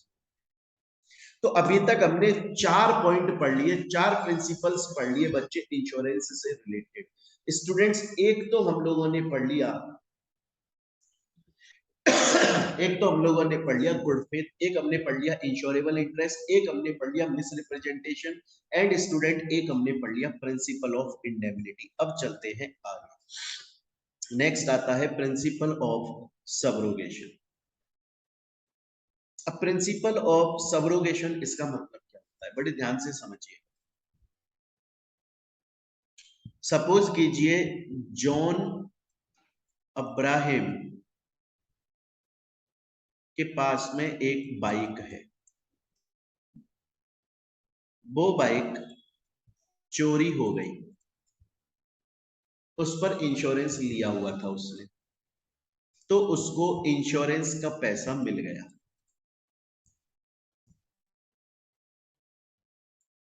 तो उसको इंश्योरेंस का पैसा मिल गया।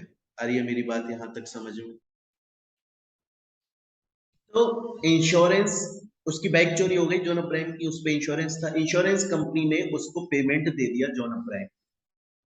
अब हुआ क्या, जो बाइक चोरी हुई थी, स्टोल हुई थी, चोरी हो गई थी उसकी, वो बाइक दोबारा से मिल गई। तो अब क्वेश्चन ये आता है कि ये जो बाइक चोरी हुई बाइक, जिसका इंश्योरेंस का amount already insurance company John Abraham को वापस कर चुकी है, आखिर उसका पैसा किसको मिलेगा, या वो बाइक जो है अब वो किसके पास जाएगी? प्रिंसिपल ऑफ सबरोगेशन बोलता है कि अगर कोई ऐसी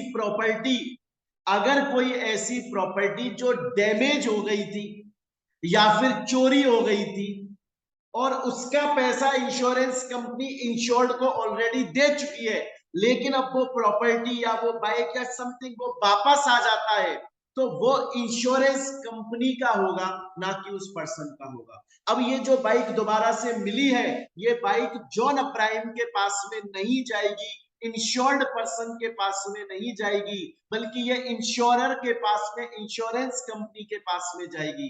इंश्योरेंस कंपनी इस बाइक को सेल आउट करेगी और इससे जो अमाउंट रियलाइज होगा वो इंश्योरेंस कंपनी के पास में रहेगा, क्योंकि इसका जो पैसा बनता था वो insurance company already insured person को दे चुकी है।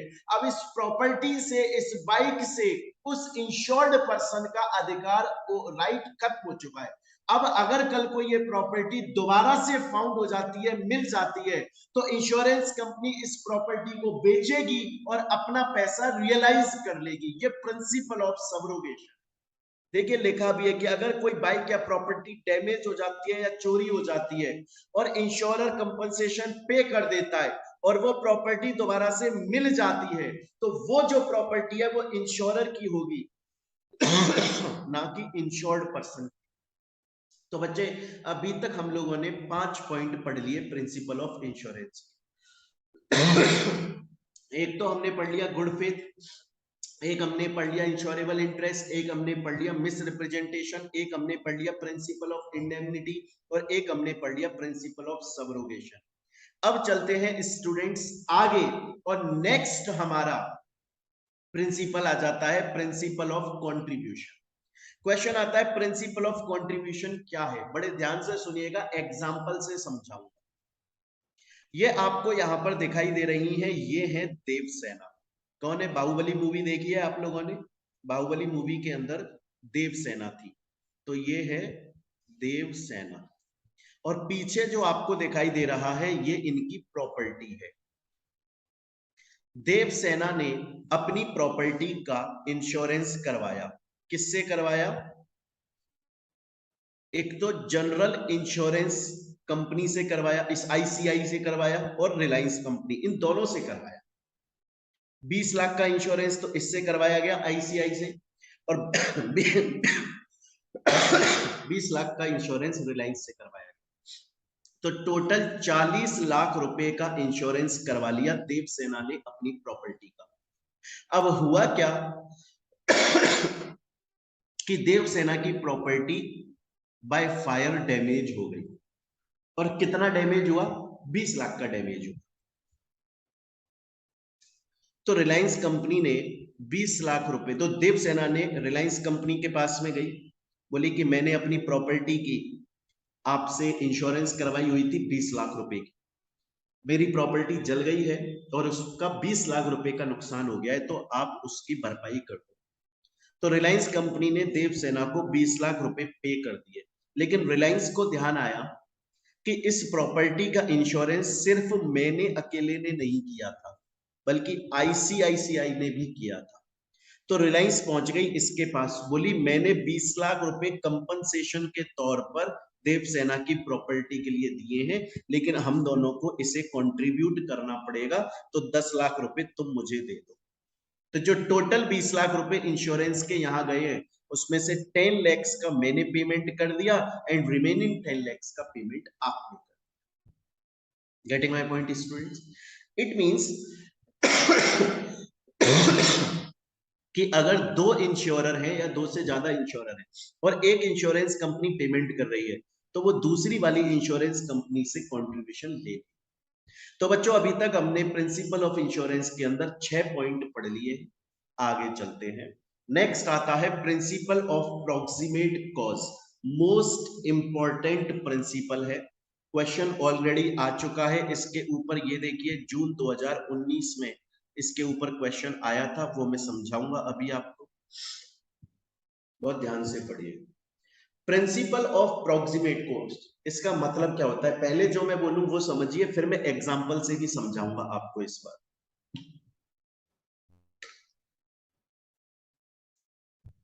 बच्चों क्वेश्चन ये आता है कि सपोज कीजिए किसी पर्सन ने इंश्योरेंस लिया हुआ है, चाहे से लाइफ का चाहे से प्रॉपर्टी का।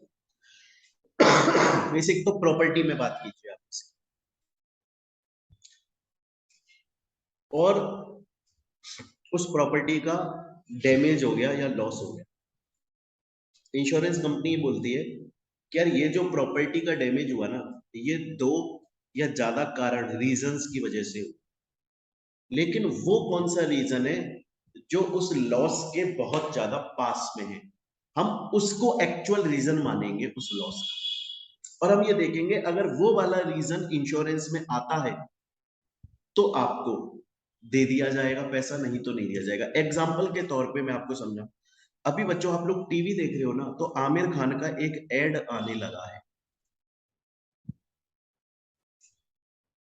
उसमें आमिर खान को ये बताया जाता है कि उसके पास फोन आ रहा है, उसने लाइफ इंश्योरेंस लिया हुआ है अपना, और उसमें ये बोलते हैं कि सर आप डायनासोर इंश्योरेंस भी करवा लो कि कल को डायनासोर ने आपको मार दिया तो। बहुत सारे अलग अलग इंश्योरेंस की किसी भी वजह से आपकी लाइफ में खतरा आ सकता है। सपोज कीजिए आमिर खान ने बहुत सारे इंश्योरेंस ले लिए, लेकिन ये नहीं लिया था कि बाइक पर चलते हुए या रेड लाइट पर अगर वो खड़ा है और उसको कोई टक्कर मार जाता है। सपोज कीजिए आमिर खान बाइक चला रहा था और रेड लाइट हो गई, रेड लाइट की वजह से उसे रुकना पड़ा, समझ रहे हैं? और पीछे से एक और रेड लाइट की वजह से रुकना पड़ा, तो उसने सोचा कि क्यों ना मैं यू टर्न लेके वापस चला जाता हूँ। और एक गाड़ी आई वहां से पीछे से, और गाड़ी का टायर जो है वो अचानक से पंक्चर हो गया, और उसकी वजह से वो गाड़ी एक दीवार में जा लगी, और उस दीवार से कोई एक ईंट निकल के आई, और वो ईंट आमिर खान के सिर पर लग गई। अब देखिए कितने सारे रीजन है कि वो रेड लाइट पे खड़ा था, फिर उसने यू टर्न लिया, ये भी एक रीजन है, वो यू टर्न ना लेता तो। फिर ये भी रीजन है जो गाड़ी आ रही थी उसका टायर पंक्चर हो गया। लेकिन प्रोक्सीमेट कॉज, सबसे पास वाला रीजन क्या है आमिर खान की डेथ? सबसे पास वाला रीजन है कि जो ईंट है दीवार की, जब गाड़ी उस दीवार से जाकर टकराई तो ईंट निकल के आमिर खान के सर पर लगी। इंश्योरेंस कंपनी ये बोलेगी कि चाहे से आमिर खान ने रेड लाइट पर एक्सीडेंट का इंश्योरेंस कवर लिया था, लेकिन उससे तो उसकी डेथ नहीं हुई। चाहे से यू टर्न लेने का उसने इंश्योरेंस कवर लिया था, उससे उसकी डेथ नहीं हुई। सामने वाली गाड़ी के एक्सीडेंट का उसने इंश्योरेंस कवर लिया था, उससे भी डेथ नहीं हुई। डेथ हुई है कि अचानक से कोई पत्थर या ईंट उसके आकर सिर पे भिड़ गई। क्या इसका उसने इंश्योरेंस लिया था? अगर इसका लिया था तो उसे इंश्योरेंस कवर दे दिया जाएगा, अदरवाइज नहीं दिया जाएगा। प्रोक्सीमेट कॉज का मतलब होता है कि अगर कोई लॉस हुआ है और बहुत सारे रीजंस हैं, तो सबसे पास वाला रीजन क्या है जिसकी वजह से लॉस हुआ। एग्जांपल के तौर पे ये है कांचा चीना, और आपने अग्निपथ मूवी देखी है। कांचा चीना शिप में मुंबई से मांडवा तक, मुंबई से मांडवा तक अपने गुड्स की सप्लाई करते हैं। अब उन्होंने शिप के अंदर सी वाटर का इंश्योरेंस लिया हुआ है कि शिप में अगर पानी आ जाता है समुद्र का और उनके गुड्स खराब हो जाते हैं तो उनको इंश्योरेंस मिलेगा। लेकिन हुआ क्या, इस शिप को रेड चूहों ने काट लिया जिसकी वजह से छेद हो गया, उसकी वजह से पानी आया और पानी ने सभी गुड्स को खराब कर दिया। अब प्रोक्सीमेट कॉज क्या है? गुड्स के खराब होने का प्रोक्सीमेट कॉज है सी वाटर, पानी का आना। हालांकि पहले चूहों ने उसको काटा जिसकी वजह से छेद हुआ और उसकी वजह से पानी आया, लेकिन प्रोक्सीमेट कॉज क्या है? क्या चूहों का काटना प्रोक्सीमेट कॉज है? नहीं, जो नियर रीजन है पानी आना, सी वाटर आया, वो पास वाला कॉज है, जो सबसे नियर कॉज है, नियर कारण है।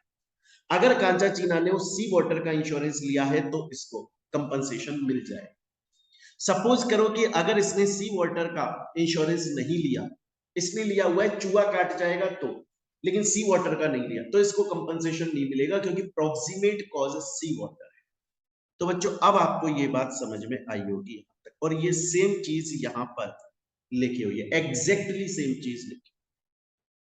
तो अभी तक हमने 7 प्रिंसिपल्स पढ़ लिए इंश्योरेंस के। इसके बाद में नेक्स्ट आता है, वो आपको पता है कंज्यूमर प्रोटेक्शन एक्ट है, और वो इंश्योरेंस के लिए बोलता है कि सब रूल्स रेगुलेशन फॉलो होने चाहिए। एक और पर आ जाते हैं, कंडीशन एंड वारंटी। बच्चों इसको आपने CMA foundation and CMA inter में पढ़ा है, मैं आपको रिवाइज करा देता हूं। सबसे पहले आपको ये वाला जो प्रिंसिपल है इंश्योरेंस का, ये समझने से पहले आपको समझना पड़ेगा कंडीशन और वारंटी क्या होती है। देखिए बच्चों, जब भी कोई कॉन्ट्रैक्ट होता है ना, तो उस कॉन्ट्रैक्ट में कंडीशन भी होती है और वारंटी भी होती है, लेकिन कंडीशन पहले आती है, वारंटी बाद में आती है। कंडीशन मेन चीज होती है कॉन्ट्रैक्ट की। अगर कंडीशन फुलफिल हो रही है तो वारंटी का फायदा मिलता है, अगर कंडीशन फुलफिल नहीं हो रही है तो वारंटी का फायदा भी नहीं मिलता है। एग्जाम्पल के तौर पे कपिल शर्मा जो है, उन्होंने इस दुकानदार से ये ईयरफोन्स, ये नेक बैंड जो भी बोलते हो, वो परचेज किए। उन्होंने बोला कि 6 महीने तक की हम आपको वारंटी देते हैं, 6 महीने में अगर ये खराब हो जाते हैं तो आप लेके आ जाइएगा, हम इनको सही कर देंगे या नया दे देंगे। लेकिन कंडीशन ये है कि ये खुद से खराब होने चाहिए, आप जानबूझ के फिजिकली डैमेज मत करना, काट पीट के मत करना। कपिल शर्मा ने इनको 5 महीने यूज किया। कपिल शर्मा बोले कि यार 6 महीने होने पर आ गए, ये काम करते हैं, वारंटी का फायदा उठाते हैं। तो इन्होंने जानबूझ के यहां से इसको काट दिया, मतलब इन्होंने कंडीशन ब्रीच कर दी। कंडीशन फुलफिल होना जरूरी है, तभी वारंटी का फायदा मिलेगा, तभी ये दुकानदार ये बदल के। तो अब अगर ईयरफोन्स टेक्निकल इश्यू की वजह से नहीं चल रहे होते तो कोई प्रॉब्लम नहीं थी, लेकिन अगर इन्होंने जानबूझ के तोड़ा है तो कंडीशन ब्रीच हो चुकी है, इन्हें वारंटी का फायदा नहीं मिलेगा। देखिए, सपोज कीजिए पहला केस और ये दूसरा केस। एक तो कपिल ने फिजिकली डैमेज करा, मतलब कंडीशन फुलफिल नहीं करी, वारंटी का फायदा नहीं मिलेगा, ये वापस नहीं देगा। सपोज कीजिए कि अपने आप चलना बंद हो गई ये ईयरफोन, इन्होंने फिजिकली डैमेज नहीं किया, तो कंडीशन इन्होंने फुलफिल करी, वारंटी का फायदा भी मिलेगा। एक और एग्जांपल दें, जॉन अब्राहम जो है, उन्होंने हीरो होंडा की या हीरो कंपनी की ये मोटरसाइकिल खरीदी। तो हीरो कंपनी बोली कि हम आपको 4 सर्विस फ्री देंगे, ये वारंटी हो गई। लेकिन कंडीशन ये है कि जब तक आपको ये चारों सर्विस नहीं मिल जाती हैं, तब तक आप इस बाइक को किसी बाहर वाले रिपेयरिंग की दुकान पे नहीं चेक करवाओगे। अब जॉन अब्राहम ने 2 फ्री सर्विस तो कंपनी से ले ली। अब हुआ क्या, एक दिन इसके जॉन अब्राहम की ये जो बाइक है, इसमें कुछ थोड़ा सा खराबी आ गई, इंजन विंजन टाइप में कहीं भी, तो इन्होंने बाहर एक दुकान पे इसको सही करवा दिया, इन्होंने कंडीशन तोड़ दी। बची हुई जो 2 फ्री सर्विस है वो इनको नहीं मिली, क्योंकि कंडीशन मेन चीज होती है कॉन्ट्रैक्ट की। अगर कंडीशन फुलफिल नहीं हो रही है, कॉन्ट्रैक्ट खत्म हो जाता है, वारंटी का फायदा नहीं मिलता है। सेम बात यहीं पे आपको बताई गई है, एग्जैक्टली सेम बात यही। तो स्टूडेंट्स, यहां पर हम लोगों ने टोटल 9 प्रिंसिपल्स पढ़े इंश्योरेंस के। एक तो पढ़ लिया गुड फेथ, एक हमने पढ़ लिया इंश्योरेबल इंटरेस्ट, एक हमने पढ़ लिया misrepresentation, principal of indemnity, subrogation. उसके बाद में कंडीशन पढ़ लिया, वारंटी पढ़ लिया। देन उसके अलावा बच्चों हम लोगों ने ये insurance and consumer protection act पढ़ लिया, प्रॉक्सिमेट कॉज पढ़ लिया। देखिए, एग्जाम में क्वेश्चन भी आया है जून 2019 के अंदर, ये बताना है आपको, स्टेटमेंट दिए हुए 1 मार्क का क्वेश्चन है कि कौन सा प्रिंसिपल है। The cause for the loss must be related to purpose of insurance, proximate cause. Insurance वाला, जिस चीज का हमने इंश्योरेंस लिया है उसी की वजह से अगर प्रॉपर्टी का नुकसान हुआ है, वो प्रॉक्सिमेट कॉज है, आपको पैसा मिल जाएगा। अगर किसी दूसरी रीजन की वजह से प्रॉपर्टी खराब हुई है, आपने उसका इंश्योरेंस नहीं ले रखा, तो आपको पैसा नहीं। इसके बाद में नेक्स्ट एक और आया है कि इंश्योर्ड जो है, जो बंदे ने इंश्योरेंस लिया हुआ है, वो प्रॉफिट नहीं कमाएगा, बल्कि जो लॉस हुआ है उसको रिकवर करेगा। ये प्रिंसिपल ऑफ इंडेमनिटी है, मैंने आपको समझाया था। और सेम स्टेटमेंट मैंने यहाँ पे लिख के बताया कि इंश्योरेंस प्रॉफिट कमाने के लिए नहीं होता, लॉस रिकवर करने के लिए होता है। सेम क्वेश्चन एग्जाम में 2 मार्क के क्वेश्चन आए। तो बच्चों, यहां तक हम लोगों ने इंश्योरेंस के अंदर एक तो कंपनी जो इंश्योरेंस लॉज अमेंडमेंट एक्ट आया था 2015 में, वो पढ़ लिया कंप्लीट। उसके अलावा प्रिंसिपल्स ऑफ इंश्योरेंस पढ़ लिए, स्कैनर हमने साथ में सॉल्व कर लिया है, जो क्वेश्चंस इससे आए हुए हैं। मैं दोबारा से बोल दूं बच्चों, लेटेस्ट स्कैनर को फॉलो करते हुए चल रहे हैं हम। लेटेस्ट स्कैनर 2022 जून तक, इससे पहले जो एग्जाम हो चुके हैं वहां तक जो जो क्वेश्चन आ चुके हैं वो सब हम देख रहे हैं। अब इस चैप्टर से आए ही अभी तक 3, अभी तक जितने हमने टॉपिक पढ़े हैं उसमें से 3 क्वेश्चंस आए हैं, वो तीनों की तीनों में सॉल्व करवा चुका हूं। मैं दोबारा बोल दूं, हमको कहां से फॉलो करना है स्कैनर, 2017 जून से फॉलो करना है 2022 जून तक। सर इससे पहले वाला क्यों फॉलो नहीं कर रहे हैं? क्योंकि दूसरा कोर्स चला करता था, 2016 में कोर्स चेंज हो गया। तो 2017 जून से 2022 जून तक जो जो क्वेश्चंस आए हैं वो हम हाथ की हाथ सॉल्व करते हुए चल रहे हैं। तो स्टूडेंट्स यहां तक हम लोगों ने अपना ये चैप्टर इंश्योरेंस पढ़ लिया। जिन स्टूडेंट्स ने क्लासेस परचेज की हुई हैं उनके पास में नोट्स ऑलरेडी पहुंच चुके हैं। अगर कोई स्टूडेंट इसे सोशल मीडिया प्लेटफॉर्म पर देख रहा है और वो क्लासेस परचेज करना चाहता है या नोट्स परचेज करना चाहता है, आप हमारे ऐप पर भी ले सकते हो। गूगल प्ले स्टोर पर जाकर टाइप कर दो मोहित बंसल क्लासेस, ये लोगो मिलेगा, या वीडियो के डिस्क्रिप्शन में आपको हमारे ऐप का, वेबसाइट का सबका लिंक मिल जाएगा। आप चाहो तो हमारे गूगल ड्राइव पर भी हमारी क्लासेस परचेज कर सकते हो, नोट्स परचेज कर सकते हो। इस नंबर पर आप कॉल कर लो या व्हाट्सएप या टेलीग्राम पे मैसेज कर लो। मेरी पूरी टीम है वो आपको बहुत अच्छे से रेस्पॉन्स देगी। आपको बता देते हैं बच्चों, जब आप हमारी क्लासेस लोगे तो आपको कंप्लीट क्लासेस मिलेगी, स्कैनर साथ में सॉल्व करवाया जाता है, एमसीक्यू मिलेंगे, और उसके अलावा आपके घर पे नोट्स की डिलीवरी होगी ऑल ओवर इंडिया। क्लियर है ये चीज? उसके अलावा बच्चों आपको ये बता दिया जाए कि हमारी फीस बहुत ही नॉमिनल होती है, पूरे इंडिया में सबसे लोएस्ट फीस हमारी चल रही है। क्वालिटी एजुकेशन है, क्लासेस मॉड्यूल कवर हो जाएगा, स्कैनर कवर हो जाएगा, एमसीक्यू की क्लासेस नोट्स मिलेंगे और कंप्लीट नोट्स आपके घर पे डिलीवर किए जाएंगे। तो चलिए मिलते हैं बच्चों अब हम अपनी नेक्स्ट क्लास के अंदर। Till then thank you, take care.